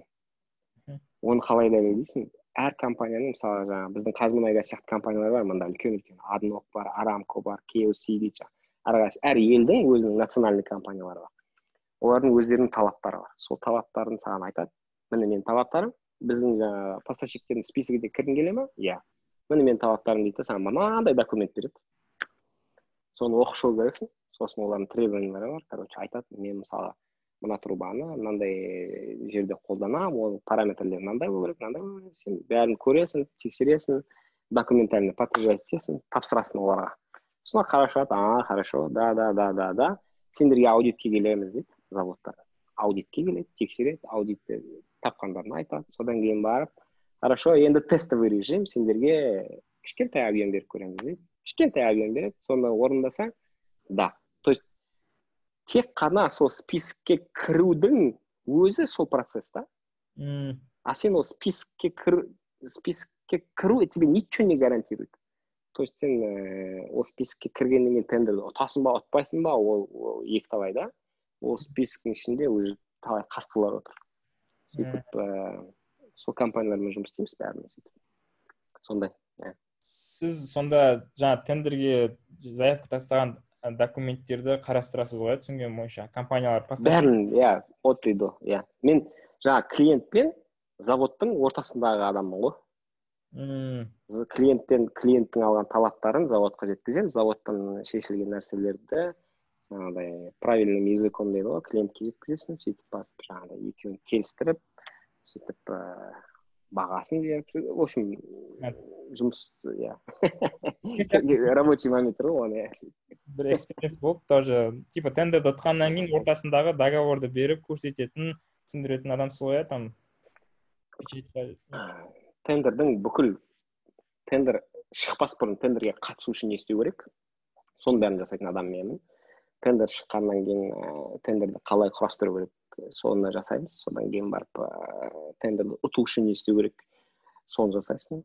То есть бүкіл рыноктың анализін жасап шығу керексің, конкуренттеріңді білу керексің, олардың жаңағы күшті жақтарын, әлсіздеу жақтарын білу керексің, қалай ойнау керек екенін білу керексің. Сөйтіп қай жерде не істеу керек екенін, жаңағы кіммен сөйлесу керек екенін, кім қай департамент шешім қабылдайтынын, солармен сөйлесу керексің. То есть соның бәрін қамтып, сосын аяғында жаңағы тендердің документациясын сөйтіп дайындап, сөйтіп тапсырып, сөйтіп жұмыс істейсің.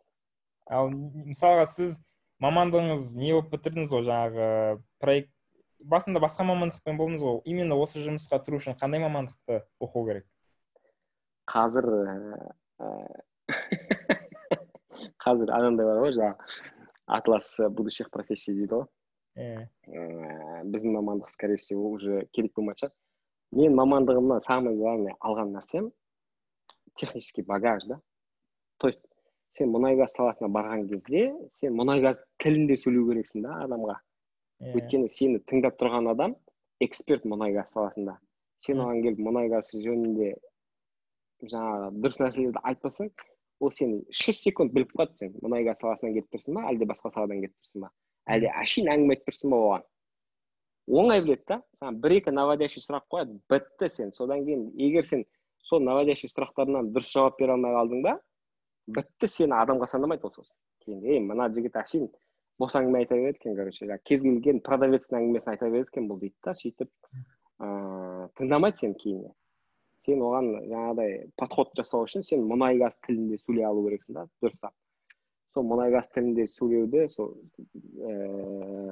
универдің кезінен, сосын жаңағы месторождениеде болған арқасында сөйтіп бәрін көрдік қой енді көзімізбен, жұмыс істедік, солармен проблемаларын көрдік. Аргентинада жүрген өте қатты опыт болды да маған.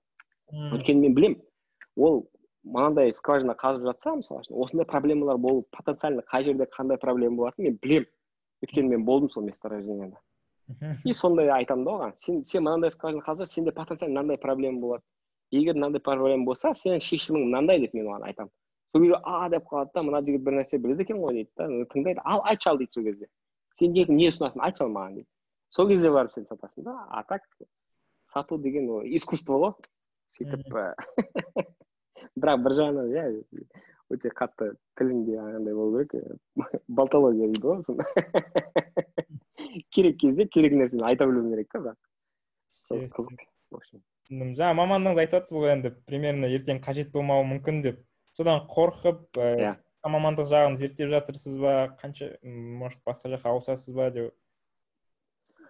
Менің негізі ол мамандық жоғалып кетеді қорықпаймын. Жоғалып кетсе де қорықпаймын. Өйткені менің өмірлік принципім десем ба, білмеймін енді қалай айтсам болады. Самый главный нәрсе адамгершілік та.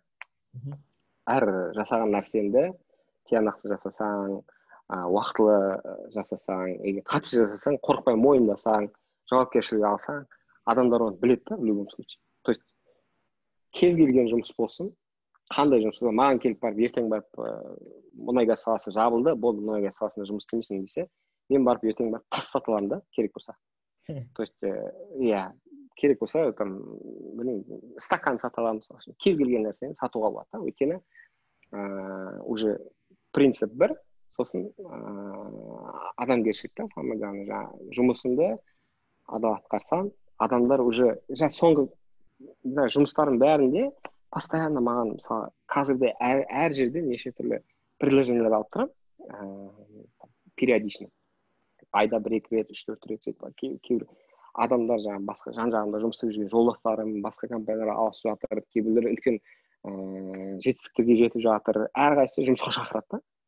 Ол үлкен негізі жетістік деп ойлаймын мен. Неге жұмысқа шақырады? Өйткені ол адамдар сен қалай жұмыс істейтініңді біледі да.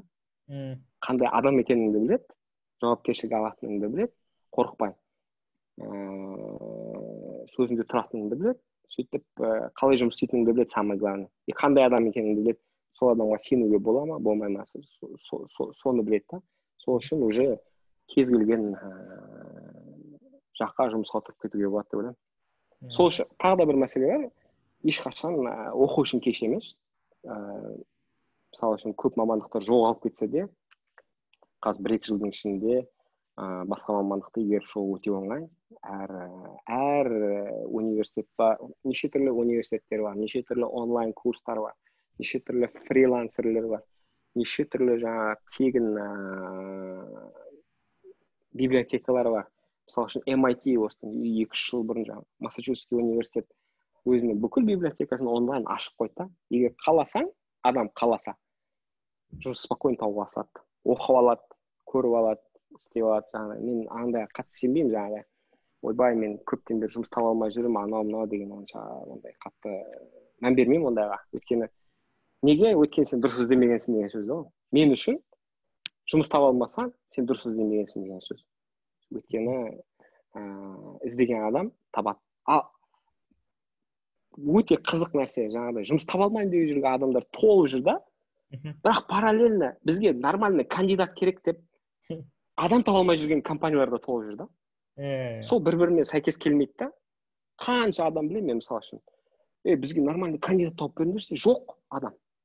Қайда? Мыналар толып жүр ғой, мысалы қанша адам жұмыссыз жүр. То есть бір-бірімен сәйкес келмейді да. Рекрутерлермен сөйлессең, олардың ең үлкен проблемасы дұрыс кандидат табу. Адамдармен сөйлессең, олар айтады, жұмыс жоқ, короче. Мен рекрутерлер жағындамын.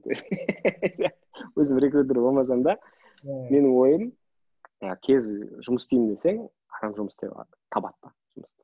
Сол үшін мен қорқамын жұмыссыз қаламау, анау. Әрі кетсе, екі қолың сау, екі аяғың сау, барасың да, грузчик болып жұмыс істесең де жұмыс табасың. Шүкір. Бұл жақта адамдар бар ма? Өзі грузчик болып Дубайда өмір сүріп жатқан? Көп. Строительдер көп. Мында да, то есть, как обычно, мемлекет қойды, ондай жұмыста істейтін адамдар керек, көше сыпыратын адамдар да бар, жинайтын адамдар да бар, жаңағыдай грузчиктер де бар. Басқа елден келіп, осы Дубайда солай нанын көріп жүрген адамдар. Онда вот именно арабтар, олар тек қана госслужбада жұмыс істейді. Болмаса, олар өте высокооплачиваемый жұмыстарда жұмыс істейді. Жалақысы көп жұмыстар. Өйткені олар солар жаңа ішкі саясаттарын өте дұрыс қалыптастырғанда бұлар өздерінің адамдарын өте қатты қорғайды. Заң әрдайым местныйдың тарапынан болады. Мысалы үшін заң солай машинамен келіп, мысалы, местныймен соғысып қалдың да, қандай жағдай болмасын, местный прав болады. Ол қызыл светке өтіп бара жатса да. То есть, абсурдный нәрсе болуы мүмкін, бірақ олар өздерінің адамдарын қорғау үшін, өздерінің адамдарын жағдайларын жасау үшін, сондай бүкіл жағдайларын жасап қойған да, местныйлар. Местныйларды көрмесін, көше сыпырып жүрген, ондай. Олар тек қана наказаниеде жүргендер болмаса, а так бүкіл жұмыстарын бәрін, местныйларын, саған бір қызық айтайын, мұндай жұмыс істеп жүрген местный, мысалы, компания аштым дейік. Мен компания ашамын. Маған местный адамды алу үшін, басқа, мысалы, шетелден келген азаматтар менде жұмыс істеп жүр дейік. И местный адамды алуым үшін, шетелден келген азаматтардың арасында ең айлығы көп кім? Соны аламын. Айлығын где-то бір 50-60%-ке көбейтемін. Сол местныйдің деңгейі сондай болады. То есть местный аз айлыққа келмейді. Ешқандай жағдайға. Ол жұмыс істемеуі мүмкін, ештеңе істемеуі мүмкін, ол местный. Заңды түрде сен соны орындау керексің да. То есть сондай дәрежеге олар, мысалы үшін, біз госслужбадан қалсаңыз, Қазақстанда жұмыс істеп госслужба, олардың айлығы 60 мың теңге, 70 мың теңге, 80 мың теңге, аз айлық, күнімді қалай көремін деп. Мұндағы таможня анаған баршы, мысалы үшін, оның айлығы 15-20 мың доллар. Жай әшейін мұғалімнің айлығы, мысалы, местный болсын, госслужбада жұмыс істеп жүрген, мемлекет басқарушы, клерк болсын, простой, жаңағы бүйтіп кассада отыратын кассир болсын, местный болса, оның айлығы конкретно, да? Госслужбаның айлығы өте жоғары мында. Госслужбада жұмыс істесең өте престижно, и сені бәрі құрметтейді да. Барлық жерде скидка бар госслужбаға. Айлықтары жоғары, стабильность жоғары, жұмысын жоғалтамын деп қорықпайсың ешқандай. Сөйтіп, сондай жағдай жасап қойған, олар онысына риза боласың арабтарға. Өздерінің елдерін сөйтіп көркейтіп қойған. Жұрттың бәрін, мында жүрген иностранецпіз ғой, енді бәріміз, грубо говоря, арабтарға жұмыс істейміз ғой сол. Сол да? сол мен естідім да, арабтар өздерінің тұқымын сақтап қалу үшін, егер мысалға екі араб үйленсе, оларға там бала туса $50,000 беріледі, машина беріледі, үй беріледі дейма. Сол шын ба? Шынына шын, иә, ондай, бірақ нақты суммаларын білмеймін. Бірақ өте көп көмек көрсетіледі. Егер семьяңда жаңадан бала туылса, балаң мектепке барса, сосын университет, мектептердің бәрі тегін, медстраховканың бәрі, больницалардың бәрі тегін оларға. Университет оқитын болса, дүние жүзінде кез келген университет, кез келген балаға мында тегін. Келгеннен кейін үйленетін болсаң, саған 5% кредит береді, определенный қанша сұрасаң да. То есть, иә, үлкен местный адамдарға үлкен жағдайларын жасап қойған өздерінің адамдарына. Ал сіздерге, егер сіз өзіңіз балаңызды мектепке беретін болсаңыз, определенный суммасын төлеп бар ма? Қанша төлейді ол жақта? Жоқ, біз өзіміз төлейміз бәрін жаңағыдай. Оны я компаниямен келісіп, компанияға төлетесің, я компания жаңағыдай мектепке, кейбір компаниялар ол компанияға байланысты, и сосын адамға байланысты. Кейбір компаниялар определенный сумма береді, айтатын, мысалы, мынаның ішіне сенің жалақың кіреді, сенің тұратын үйің кіреді, транспортировочный расходтарың кіреді, балаң мектебі кіреді, бәрі кіреді. Осы сумма саған полностью, осы сумманы ал да риза бол дейді. Кейбір компаниялар бөліп береді. Кейбір компаниялар айтады, мысалы үшін, сен мектебіңе біз тікелей мектепке ақшаны аударып жібереміз деп төлейді сөйтіп, жаңағыдай. Әр компания байланысты әртүрлі. Кейбір компания ештеңе төлемейді, айтады. Тек қана жалақы береміз, болды, ары қарай өзің шешіп ал, короче, мәселе.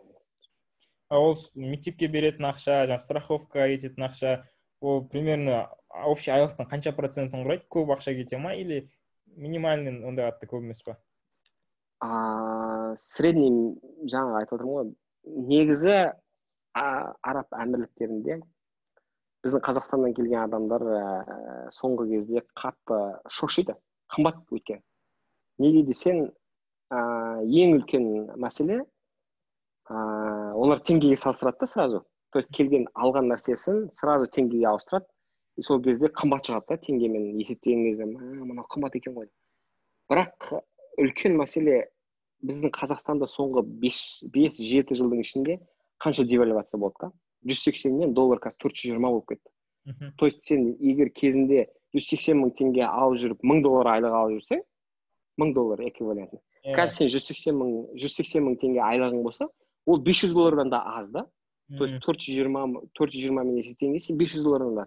Сен шетелге шыққан кезде, соответственно, 520, әрі кетсе, сол 420 қанша доллар, соны алып шығасың. Кезінде $1000 алып шығатын. Енді $400 мен шетелге шығып тұрсың да. А мында онда девальвация болған жоқ. То есть мында 20 жылдан бері дирхамның курсы долларға байлап қалған 3.67. Ешқашан өзгерген жоқ, әлі күнге дейін сол. То есть сравнениесі толық дұрыс емес та, Apple to Apple comparison дейді ғой, ағылшынша. То есть тура анандай жоқ, салыстыруға келмейді олай. Сол үшін егер сен мында өмір сүріп жүрсең, соответственно, осы жақтың заңына сәйкес, осы жақтың талабына сәйкес, осы жақтың өміріне сәйкес жалақы аласың. Осы жақтың талаптарына сәйкес мектебін төлейсің. Әртүрлі мектептің неше түрлісі бар, жаңа айтып отырмын ғой, арзандары бар, арабтың мектептері бар, государственный мектептері бар, частный мектептері бар. На любой карман. Қайсына барам десең, өзің білесің. $1000 мектебі бар, $100,000 мектебі бар. Қал балаңды қай мектепте оқытатыныңды өзің білесің. Разброс үлкен да. Американский мектеп дейсің ба, французский мектеп дейсің ба, Финляндия мектебі дейсің ба, японский мектеп дейсің ба, қалаған мектеп бар. Любой бар. То есть бәрі халықаралық стандарттарға сай атмосфера да. Керемет. Так, вообще мощный информация отыр. Так, қандай сұрақ қойсам болады, ойланып отырмын соны. Уже бүкіл сұрағыма жауап берген сияқтысыз. Жалпы Дубайда тұру деген қалай екен дейді. Керемет екен естіп отырмын. Жалпы любой адам келе алады ғой жаққа, иә. Например, бір физикадан мұғалім қазақша, ағылшынша біледі. Лучше Қазақстанда сабақ бергенше, ол Дубайда да возможность бар да, значит, сияқта барып. Мұғалім, иә, негізі қатты таңғалған нәрсем, өткенде деймін, бір осыдан 4-5 жыл бұрын права алуға оқыдым да, машина айдауға. Қазақстаннан правам бар, бірақ сонда да Қазақстанның правасын болса да, мында оқисың праваға. То есть резидент, вид на жительство дейді, резидент алғаннан кейін сен Қазақстан правасы болсын, кез келген елдің правасы болсын, жарамайды. Сен водительское удостоверение алу керексің. Сол кезде оқыдым. Сол кезде бір пакистанец жаңағыдай мұғалім болды да, мен инструкторым болды. То есть инструктор жаңағы, мектептегі мұғалім емес, даже инструктор. Сөйтіп барып, бір жерде екеуміз, мен айдап жүрмін, ол қасымда инструктор отыр, бір ларектен тоқтап, су алайықшы деді, жарайды, тоқтадым ларектің қасына. Адам көп екен ана ларектің ішінде. Келді да, жігіттер, мен мұғалімім деп еді, жұрттың бәрі жол беріп отыр да маған. То есть қатты дәрежеде инструктордың өзін жұрттар сыйлайды да. Мұғалімдік деген бізде өте қасиетті мамандық қой негізі. Сен өйткені балдарыңды соған тапсырасың да, аманат етіп, ол саған балдарыңның болашағы тәрбиесі сол қатты мында сыйланады екен. Мен сол кезде таңғалдым негізі. Инструктор, ол даже мұғалім емес, толыққанды мұғалім емес, ішін инструктор да, водительский инструктор. Оған сондай құрметпен көрсетті да, егер сен шын мәнінде мектеп мұғалімі болсаң, олар өте қатты мән береді. Сол үшін физика мамандығы кез келген мұғалім мында келсе өте жақсы орналасып кетуіне болады. Сосын қазір өткен жылы заң шықты. Мұғалімдер болсын, врачтар болсын, узконаправленный инженерлер, ғылыми сотрудниктер болсын. Соларға қазір мемлекет өте қатты, араб әмірліктері өте қатты қолдау жасап, оларға визовый процесті жеңілдеткен, бағасын түсірген. Сосын сразу 10 жылдық виза беретін мұғалім. Аласында тек қана жұмыс істеп қиналмай жүре бересің. Тағы примерно бір басында тұрған бір мифтар туралы сұрақ көрейін. Арабтың банктері 0%-тық кредитті 0%-тің атып қояды ма? Ол шын ба? Местнелер алады, бірақ басқа адамдар 0%. Исламский банкинг дейді оны. Исламский банкингте негізі процент емес, пайда дейді да. То есть олар системасы басқаша, бірақ в итоге сол процентке келеді негізі. То есть ол миф, ондай нәрсе жоқ, 0% деген нәрсе жоқ. Мысалы үшін, мен кредит алдым дейік, и исламский банктен кредит алдым дейік, ол айтады, хорошо, мен саған кредит беремін дейді, осыншама ақша. Бірақ типа сол ақшаға қант сатып алғандай боласың дейді да. Я шекер, я картоп, я бірдеңе сатып алғандай боласың. Кейіннен барып алған кезде біз оны пайдасымен аламыз дейді да. Үстінде жаңағы процент демейді, бірақ пайда дейді да. То есть саудада пайда бар ғой, сондай сияқты да. Мысалға бірге аласың, 1-2-ке сатасың, үстінде 0,2 пайдаң бар. Сол пайда. Ал банктер оны процент дейді, международный аналар, interest rate дейді, короче. Бірақ в итоге сол бәрі бір-біріне келеді, ол миф, ондай нәрсе жоқ. 0%-ке тек қана местнелер ғана алады, болды. Ал егер сіз алатын болсаңыз, қанша процент ол жақта, исламский банктерде? Процент жоқ, бірақ енді примерно айта алмайсыз ба, қанша болады осында? Международный практика бойынша, мысалы үшін, ипотеканы айтайын, ипотека ең қызық нәрсе болуы мүмкін, өйткені жаңағы жұрттың бәрі көп адамдар келіп менен сұрайды да, Дубайда квартира қанша болып жатыр, ол жақтан ипотека алуға болады ма, жаңағыдай 1 бөлмелі квартира қанша, 2 бөлмелі квартира қанша, проценті қанша ипотеканың деп, сонда көп сұрақ қояды да. Ипотеканың проценті бүкіл дүние жүзімен салыстырған кезде примерно пара-пар. Біздің Қазақстан ғой, біздің Қазақстан исключение, 15-17% деген процент еш жерде дүние жүзінде жоқ. Где-то 3,5%.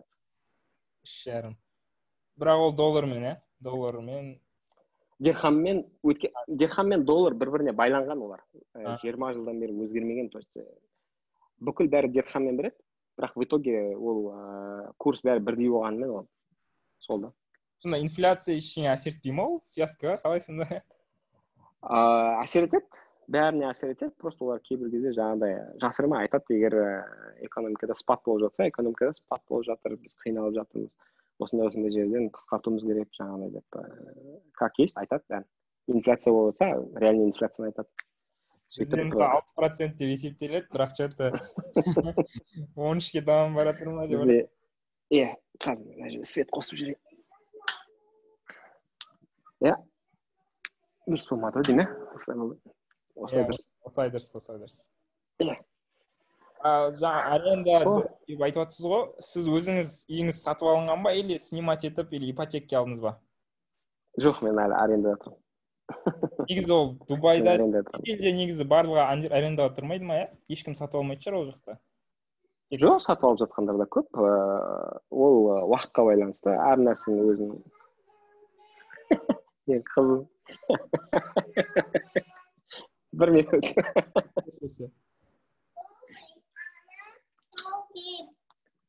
Ну возьми мне, ну что ты?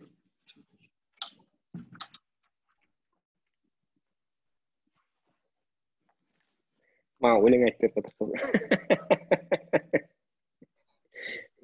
Балдарыңыз арабша біле ма? Біледі.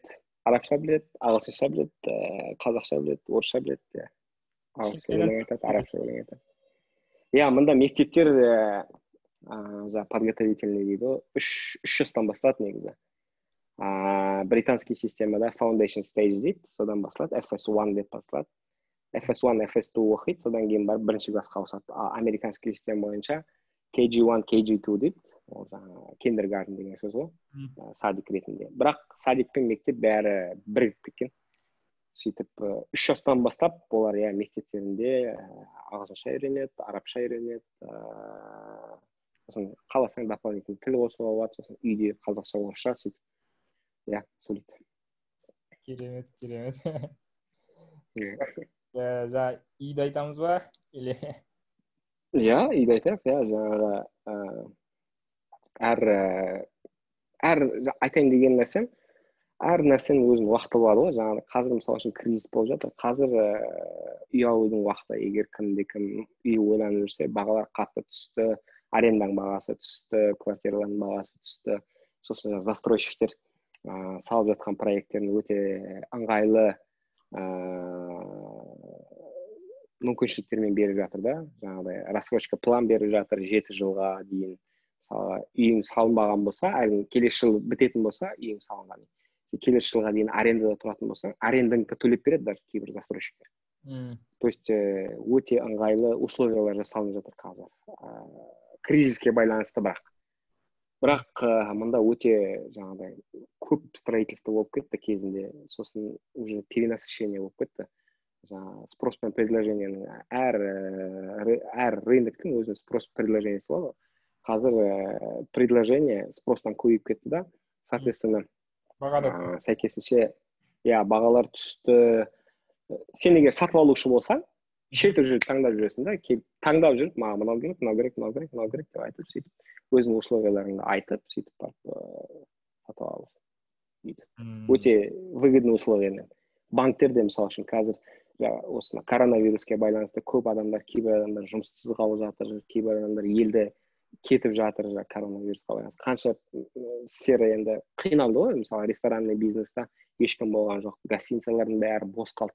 Солардың бәрінде жұмыс істейтін адамдардың бәрі кеткеннен кейін, платежеспособный адамдардың саны аз болғаннан кейін, потенциально банктерге клиенттерде аз болып қалды. Сол үшін олар условияларын жақсартты, проценттерін түсірді, беретін сроктарын үлкейтті, сөйтіп условиялар жасап жатыр да, клиенттер тарту үшін өздеріне. Так, сол коронавирус жайлы бастадық. Карантин туралы айтып кетсеңіз, Дубайда қалай болды? Сол марттан бері, бізде мысалы Қазақстанда 3 ай карантинде отырдық. Сіздерде қалай болды? Бізде отырдық, шыны керек, Дубайда қатты үлкен карантин болды. Марттың где-то 2-ші аптасынан бастап біз 1 ай толығымен карантинде отырдық, вообще ешқайда шыққан жоқпыз. Жұмыс үйден, удаленка. Жұмыс удаленка болды, үйде болды. Үйден жұмыс істеп жүрдік. Көшеге шығуға болмайды. Бүкіл көшеде камералардың бәрін, олар бір жақсы өте жақсы систематизированы да, бәрі digitalization дейді, цифровизация, бәрі автоматизация, бәрі қатты байланысты. Олар iPhone-ға приложение шығарды. То есть, егер сен продукт, кез келген телефонға приложение шығарды, продукт алуға шығатын болсаң, рұқсат бар. Заявка толтырасың, саған 5 минуттың ішінде ответ келеді, иә, шығуыңызға болады деп. 3 сағатқа рұқсат берді. Сол кезде мысалы карантин уақытында супермаркетке барып, продуктыңды алып, үйіңе келуіңе, в принципе, жетеді сол 3 сағат. Сол форманың ішінде саған машинаның номері, баратын супермаркеттің адресін бәрін толтырасың ана ішінде. Бір 10 шақты сұрақ бар толтыратын. Аты жөнің, фамилияң, телефоның, қай жерге барасың, қай уақытта барасың, и машинаның номері обязательно. Машинаның номері деген сөзі көшеде камераларға байланысты болады. Егер сен 3 сағаттан артық уақыт өткізіп қойсаң, камералар сені фиксировать етеді да штраф келеді үйіңе. Соответственно. То есть сен тәртіпті бұздың деген сөз. Тәртіпті бұзбаушысың, сен жаңағыдай өзің жаңағыдай штрафтар үлкен болды. То есть көшеде жан адам болған жоқ, карантин қатты мықты болды. Саған қызық оқиға айтып берейін осыған байланысты. Жаңағыдай таңғы жаңалыққа шықты бұл жағдай. Таңғы 4-те көшеде жан адам жоқ, полицейскийлер патрулировать етіп жүреді қаланы, жаңағыдай сыртта адамдар жүр ма, жоқ па. И бір машина келе жатады. Машина келе жатқан кезде тоқтатады жаңа полицейскийлер. Таңғы 4-те неғып жүрсіз деген әңгіме ғой, жаңағыдай кім бұл деп. Таңғы 4-те неғып. Сөйтсе бір медсестра больницадан қайтып келе жатыр екен. Өзінің сменасы біткен, жаңағыдай больницада жұмыс істеген, сөйтіп барып коронавирустарды лечить ететін больница екен как раз. Сол сменасынан қайтып келе жатыр екен үйіне дем алуға. Сөйтіп жүрген кезде жаңағы полицейскийлер тұрып алып центрге хабар береді, жаңағы өздерінің центральный посттарына. Осындай машина, жаңағы медсестра екен, үйіне қайтып жатыр екен. Сол жерде үлкен шейх жүр екен. Ол жаңағы полицейскийлердің жұмысын тексеріп жүреді. Қай шейх екені есімде жоқ, бірақ үлкен жаңағы семьяның бір үлкен лауазымда жүрген шейх рацияны маған бер дейді да. Ана центрге. Анаға айтады, дауысын қатты шығар дейді, жаңағы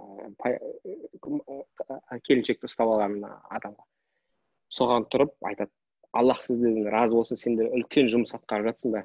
Медсестра, короче, мы вам стоя аплодируем дейді да, бәрі соған честь береді жаңағы медсестра.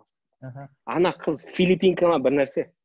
То есть ол арабта емес, ештеңе де емес. Ана қыз жаңағыдай отношениені көріп, жылап жүреді ана қыз, шыны керек. Жаңағыдай біз нормально жұмыс істеп жатыр екенбіз, жұмысымыз бағаланып жатыр екен ғой деп ше. Сөйтіп сондай өте қатты оларға мындағы бүкіл врачтарға өте үлкен көмек жасалды мемлекет тарапынан. Айлықтарын көбейтті, бонустарын көбейтті. То есть коронавируспен күреске өте серьезно қарады. Полевой госпитальдер ашты сразу жаңағы. Кез келген коронавируспен ауырған адам жаңағыдай тегін емделді. Мұнда бәрі медицинский страховкамен ғой. Медицинский страховкамен болмаса, сен далада қаласың, былайынша ауырсаң. А коронавирусты именно олар ең жақсы больницаларын бөліп, жаңағыдай инфекционный отделенияларын, адамларын бәрін бөліп, тегін емдеді бәрін. Сөйтіп, әлі күнге дейін қазір карантинді жаймен деп жіберіп жатыр, бірақ әлі күнге дейін жаңағы масочный режим, сосын жаңағы социально дистанцированный дейді ғой, 2 метр қашықтық ананы сөйтіп. Офисіміз әлі толығымен ашылған жоқ, біз тек қана 30%-ке ғана жұмыс істеп жатырмыз. Аптасына 2-ақ күн офиске барамын, 3 күн үйден удаленкада жұмыс істеймін. Сөйтіп жұмыс жалғасып жатыр әлі. Ал кейбір мамандықтар болды ма, прям жұмысқа бара алмай удаленкада болмаған? Например, бізде шаштараздар, кафе, ресторандар істемейді вообще. Әзірге дейін кинотеатрда істемейді, например. Сіздерде солай ма? Әрине ондай болды. Жаңағы айтып жатырмын ғой, гостиницалар, ресторандар бәрі толығымен жабылды, ешқандай оларға. Бірақ мемлекет енді қолдан келгенше оларға көмектесуге тырысты. Жаңағы арендада отырғандар арендаларын сәл бағаларын түсірді, қиналып қалмас үшін, бизнес қатты жабылып қалмас үшін. Бірақ амал жоқ енді, сөйтіп мемлекет тарапынан сәл қолдаулар көрсетілді, бір нақты кімге қандай қолдау жасалған, қандай сфераға қанша ақша бөлінген білмеймін. Бірақ қиналды, адамдар көп қиналды. Шыны керек. Сіз мысалы қазір уже нешінші жыл Дубайда тұрып жатқаныңызға? 6 жыл толды ғой, уже 7-ші жылға кетіп жатырмыз. ал ол жақтың гражданствосын алуға бола ма сізге? Жоқ, арабтар ешкімге ешқашан гражданствосын бермейді, егер қатты уникальный случай болған жағдайда ғана береді. Арабтар өте қатты мән береді өздерінің құндылықтарына, өздерінің гражданстволарына. Ешкімге гражданство бермейді. Даже келіншектер бар, мысалы үшін шетелдік келіншектер келіп арабтарға келген да. Бар. То есть келіншектер ради денег или шынымен сүйіп жаңағыдай қазір рас что-то менде жаман қатып жатыр еді ғой. Дұрыс істемей отырмын сізді. Все, енді нормально болған сияқты. Или әлі қатып жатыр ма? Ема нормально? Все, енді нормально айта беріңіз. Сет что-то дұрыс қатып жатыр ма? Жаңа келіншек деген жерлерден ары қарай шетелдік дұрыс дейсіз ғой сол жерлерде. Айтатым ғой. Шетелдік келіншектер егер арабқа күйеуге тиген жағдайда, естіліп тұр ма, нормально? Все. Оларды қадағалайтын орган бар. То есть оларды 5-10 жыл, 5 пен 10 жылдың арасында оларды қадағалайды. Олар шынымен сүйіп күйеуге тиді ма, әлде ақша үшін күйеуге тиді ма деп ше. Өйткені жаңағыдай арабтарға күйеуге тиіп, кейіннен ажырасып, одан паспортын алып, одан кейін ақша сұрап, ондай болмасын деп ше. Соған дейін ойлап қойған да олар. То есть 5-10 жылдың ішінде егер сен өзіңде жаңағы келіншектер өздері дәлелдеп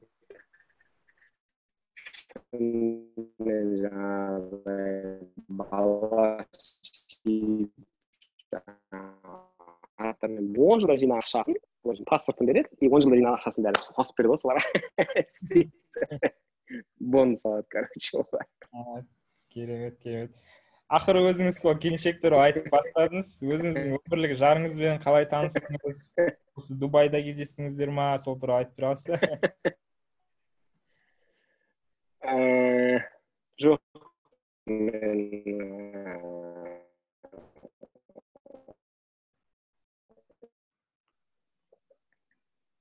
Естісің ба? Все. Екінші қызым Фатима. Ол осында болды 2016 жылы. Қайтан бастайсыз ба? Что-то мен жаңа үзіліп кеттім. Ең басынан бастап. Өмірлік жарыммен мен Алматыда таныстым. Сол жақтан ерлі-зайып болып келдік. Мұнда Дубайға 2014 жылы. Сөйтіп, үлкен қызым Алматыда туылды. Амина қазір 6-да. Екінші қызым Фатима осында босанды. Ол 4-те қазір. Екеуі де мектепке барады, бірақ сол осында тұрып жатырмыз сол 2014-тен бері әміз бірге. Керемет. Так, қандай сұрақ қойсам болады? Енді бүкіл әйеліңізде осы жақта кәсіпкерлікпен айналыса ма жұмыс? Жоқ, ол Алматыда жұмыс істейді, қазір мұнда жұмыс істемейді. Үйде бала шығарған қамасы. Өткенде электронды мектеп болды, онда басы қазандай болды, қиналып сөйтіп. Так, енді болашаққа қандай мақсаттарыңыз, целдеріңіз бар?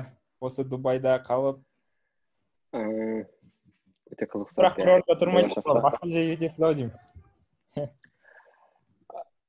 Қызық сұрақ, айтып жатырмын ғой, қазір мен білмеймін ғой, енді ондай қатты болашаққа ұзақ мерзімді план в любом случае Қазақстанға қайтамыз ғой. Надо, не надо, ондай сұрақ жоқ. Может быть, 5 жылдан кейін ба, 10 жылдан кейін ба. Бірақ қазір осындамыз. Жұмысым жақсы, тұрып жатқан жағымыз жақсы, бәрі бала-шағаның қамын сөйтіп. Осындамын пока. Ары қарай көре жатамыз енді. Аллах біледі ғой, в любом случае. Керемет. Рахмет, Арлан ағам, мощный болды енді. Обычно Zoom-да негізі 40 минут лимит бар ғой, егер бесплатно қолданса. Мен жаңа осы кезде отырып тұрып, бір кезде маған келеді, типа гифт болып та. Біз сіз үшін, короче, unlimited толық дейді. кәдімгідей бұйырды ма дедім ғой мынау деген сұхбет деп ше. Иә. Ойлап Негізі бітіріп сосын тағы да новыйын бастаймын ба, сосын тағы новый істеймін деп unlimited берді енді. Дұрыс, иә. Негізі жаңа айтып отырмын ғой. Бәрі осы шыны керек қазір осындай дәрежеге жеткенім ең көп септігін тигізген сол лицейдің арқасында ғой. Өйткені ескі класстастарымды салыстырып қарасам, мысалы үшін лицейге дейінгі класстастарымды салыстырып қарасам, олардың арасында ең үлкен жетістікке жеткендері Петроказахстанда отдел кадров болып жұмыс істейді да. Кейбіреулері таксист, кейбіреулері жай рабочий, кейбіреулері жай. Ал лицейдегі класстастарымды қарасам, бәрі үлкен жетістікке жеткен да. Бәрі по-своему уникальный да. Бәрі. То есть бәрі жағдайлары жақсы, бәрінің бала шағалары жақсы, бәрі үлкен лауазымда отыр. Кейбіреулері айтып отырмын ғой, жаңа завод басқарып жатыр, бизнес, неше түрлі бизнестер басқарып жатыр, международный компанияларда жұмыс істеп жатқандар көп, ғылыми дәрежеге жетіп жатқандар көп, PhD оқып жатқандар бар, жаңа неше түрлі шет елдерде. Оның бәрі жаңа лицейдегі біздің алған негізі қаланған, сол бәрі лицейде негізі қаланған да сонда. И ең қызық нәрсе, әлі дейін мысалы үшін қазір біреумізде бір сұрақ туындаса, кез келген тақырыпта болсын, кез келген сұрақ. Ең бірінші сұрайтын адамдар сен WhatsApp группаң лицейдегі жолдастарында. Өйткені әр салада бір эксперт бар. Мысалы банковский сфера болсын, анау болсын, мынау болсын, медицина болсын. Коронавирусқа не болады дейді, жұртта жазып соғасын ана медицинский жаңағы биотехнология оқыған старостамыз Асқат Поповочка бәрін түсіндіріп береді, ол былай. Девальвация бола ма дейді, сосын банкта жұмыс істейтіндер, финансовый жұмыс бәрі сол идеяларын бәрін береді. Әлі дейін біз бәріміз сол бір-бірімізбен прикол ұстап, әлі дейін жиналған кезімізде, лицейдегі кезімізде приколдарымызды сол еске түсіріп, сол күліп, әлі дейін. Бір қызық оқиға айтып берейін саған, Ерболат туралы айтып отырмын ғой, Ерболат деген, оның погоняласы Петр болып кетті. Неге Петр? Өйткені Петросян болатын да, ең қатты әр класстың өзінің сондай комик адам болады. Әр класста бар ондай адам. Біздің класста Ерболат болатын. Арамызда самый душа компания да, приколист. И бәріміз бір күні лицейде қыстың күні отыратын жеріміз мұздай да, орындығымыз мұздай. И бәріміздің астымыздан да көрпеше болатын, домалақ. Әрқайсысы домалақ, төрт бұрышты ананы. И бір күні этюдке барардың алдында, кешкі тамақтан кейін этюдтің алдында бәріміз көрпешені алып қырыламыз ғой класста. Класстың апыр-топырын шығарып, шаң, тозаң, бір-бірлерімізді ұрып, бәріміз терлегенбіз. Көрпешемен қырылып жатырмыз да бәріміз класста. Ойнап қойынды бәріміз. Соның зачинщигі Ерболат. Ең бірінші сол Ерболат болды. Сөйтіп тәрбиешіміз классқа кіріп қалды, Фатиха би тұрып қой, үлкен. Кіріп қалды, айқайлады бәрімізге көрші. Не істеп жатсыңдар, көрші, тоқтаңдар ананы. Тақтаға шығыңдар, бәрін таяқ жейсіңдер қазір. Бәріміз тақтаға шықтық, бәріміз тізіліп тұрмыз. 22 баламыз бір класста. Бәріміз тізіліп тұрмыз, шаң, класс деген бүйтіп жатыр, шаң болып жатыр бәріміз. Темір мынандай сызғышты алды да, бүйтіп ұзын сызғыш бар өзіміз, тәрбиешіміз ғой енді өзіміздің. Қолдарын ашыңдар деп бүйтіп ашып тұрмыз бәрі. Темір сызғышпен бәріміз қолдан пах ұрып жатыр да. Ызғалып қойып жатыр бүйтіп. Ауырады да қатты. Бәріміз таяқ жедік класста. И отырмыз, этюд басталады, отырыңдар деді, 7 сағат. Отырмыз, тып-тыныш. Бәрі шыбынның ызың естіледі дейді ғой, уже бәрі поняли, что косякқа кірген. И бәрі тып-тыныш отырмыз да. Ерболат жоқ, Петр жоқ. Ол менің қасында 5 жыл екеуміз бір партада отырғанбыз. Менің қасында отырады да. Ол жоқ, Ерболат жоқ, короче. Тып-тыныш, и Петр жоқ, короче. Самый зачинщик жоқ да. И бір кезде шкаф, класстың артында андай бір шкаф болатын. Біз заттарымыз салатын арланнан. Тып-тыныш, ешкім жоқ, тәрбиешіміз анарда отыр. Ескі қиық деп ашылады да, ішіне Ерболат. Әби кетті ма дейді ғой. Тәрбиешіміз кетті ма деп сұрады, әби кетті ма дейді, бәріміз тығылып қалды сөйтсек, таяқ жеген жоқ сөйтіп Ерболат. Біз бәріміз күліп алымыз, тәрбиешімізді күліп жеді, короче. Ерболат таяқ жеген аяғында әлі кейін біз сол кезде оны Петросян деп мазақтап әлі кейін Петр университетте де Петр қазір ең қызығы айтып отырмын ғой қазір жаңағы үлкен должностьта Ерболат та уже үлкен адамды көп адамдар бізге Петросян мамасының папасына дейін Петр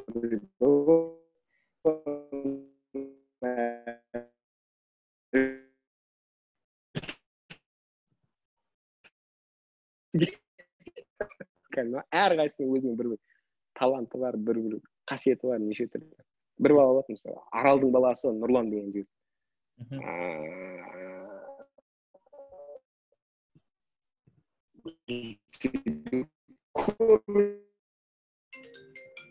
Арнап шықты ғой.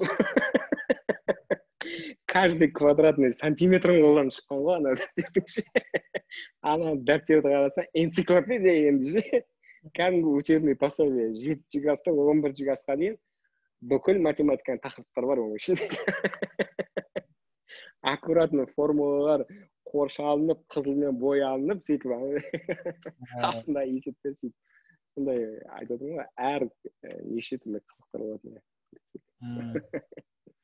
Сол самое главное, бәріміздің сол негізі қазіргі балдардың бәрінің жетістікке жеткен себебі, бәрінің сол себебі, сол бәрінің негізі, сол основасы, фундаменті сол лицейде қаланған деп ойлаймын. Шыны керек. Күшті, керемет. Сол. Өте, енді ең мощный интервью деп айтайын, енді жынды күшті болды, рахмет сізге. Тағы бір қызық айтып берейін саған. Бұл вообще, қазір бұл историяны айтқаннан кейін вообще рейтингін көтеріліп кетті. Біздің кезімізде, лицейдің кезінде тағы өте қызық болатын нәрсе, выставка знаний, билинг фуары дейді ғой. Ол вообще, фурор болатын ол кезде. Біз, жаңағыдай, проект жасаймыз ғой. И неге ол фурор болады? Өйткені сен ана қыздар лицеймен бірігіп жасайсың да.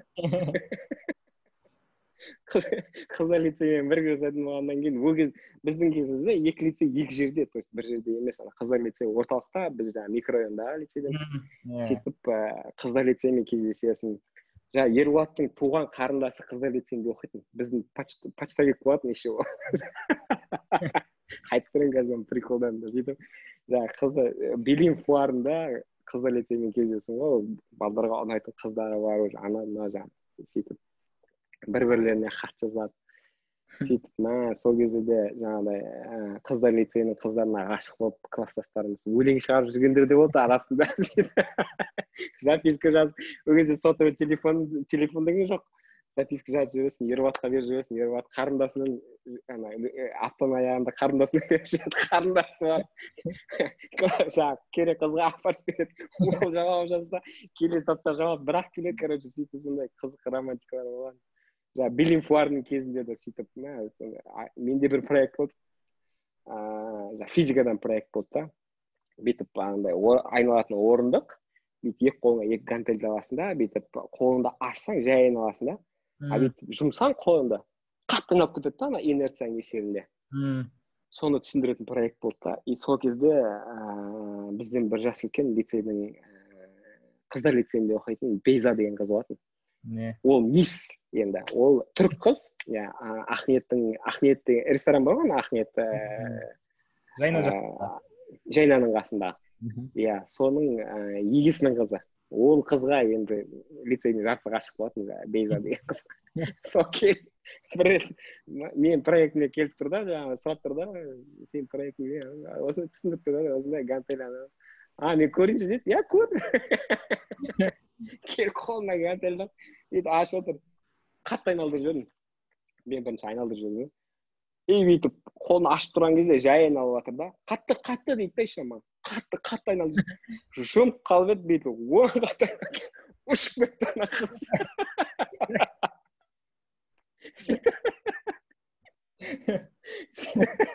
Мисс. Сол кездегі мисс. Оны каждый біздің үлкен Дастан Жүскен аға бар ғой. Содан да сұрап көр, соның класстастары, соның как раз солардың қатары болатын, ол Бейза деген қыз мисс болатын, сөйтіп ол мисс қыз ұшып кеткен мен креслодан сөйтіп. Қызық болған сөйтіп билинг барында айтады. Неше түрлі прикол. Билинг барынан кейін жаңағы балдардың бәрі записка жазып, ойбай, запискалерін неше. Класста екі бала болатынбыз, Бауыржан деген бала, сосын мен, екеуміздің почеркіміз әдемі болатын. Яғни почеркісі нашарлау балдар бізге келетін постоянно записканы бізге жаздыртатын. Солардың атынан записка жазып береміз, еще андай алып береміз жаңағыдай. Арлан, сіздің видеоңыз өшіп қалды. Қазір тоқтай тұр. Все. Қосылды ма қайта? Қосылды. Сөйтіп записка жазып береміз, гүлдің суретін салып береміз, сөйтіп сондай қызықтар болады. Билинг бар деген айтсаң балдарға қазір сенбейді ғой, бірақ негізі өте қызық моменттер болады. Қызық. Сол, рахмет Арлан. Керемет. Енді өзіңіз айтып жатсыз ғой, дүниежүзілік деп кездесеміз деген үміттемін. Шабыт. Обязательно. Әрине кездесеміз. Конечно. Кез келген уақыттарында, егер Данчик әбилер мында келетін, кез келген лицейден кім келсе, Қызылорда лицейден мен танитын адам болса, егер танымайтын адам болса, айта жөніндір осындай Дубайда тұратын жігіт бар, қаласаңдар, кез келген адаммен кездесуге ашықпыз. Егер сұрайтын сұрақтары болса, жауап беруге тырысамыз, қолдан келгенше. Сөйтіп, проездың болсын, демалуға болсын, Дубайға келіп жатсаңдар, обязательно хабарласыңдар. Бір ай тұрып кетуге бола ма деймін? Без проблем, айтып отырмын ғой, ол не обсуждается, айтып отырмын ғой, лицейский балдар ондай сұрақтар қоймау керек. Біз жоймектің үйіне қалай келіп тұрдық, дәл сондай болып, ешқандай проблема жоқ. Кез келген уақытта келіңдер, теңіздің жағасында тұрамыз, Құдайға шүкір. 2 минуттық жерде теңіз бар, теңізге шомыламын десеңдер де, қыдырам десеңдер де, мүмкіншілігім жетеді, Аллаға шүкір, сөйтіп. Келіңдер, Тема, рахмет, от души. Мен енді эфирімізді аяқтайық. Мен баса берейін. Сәлемет. Хорошо.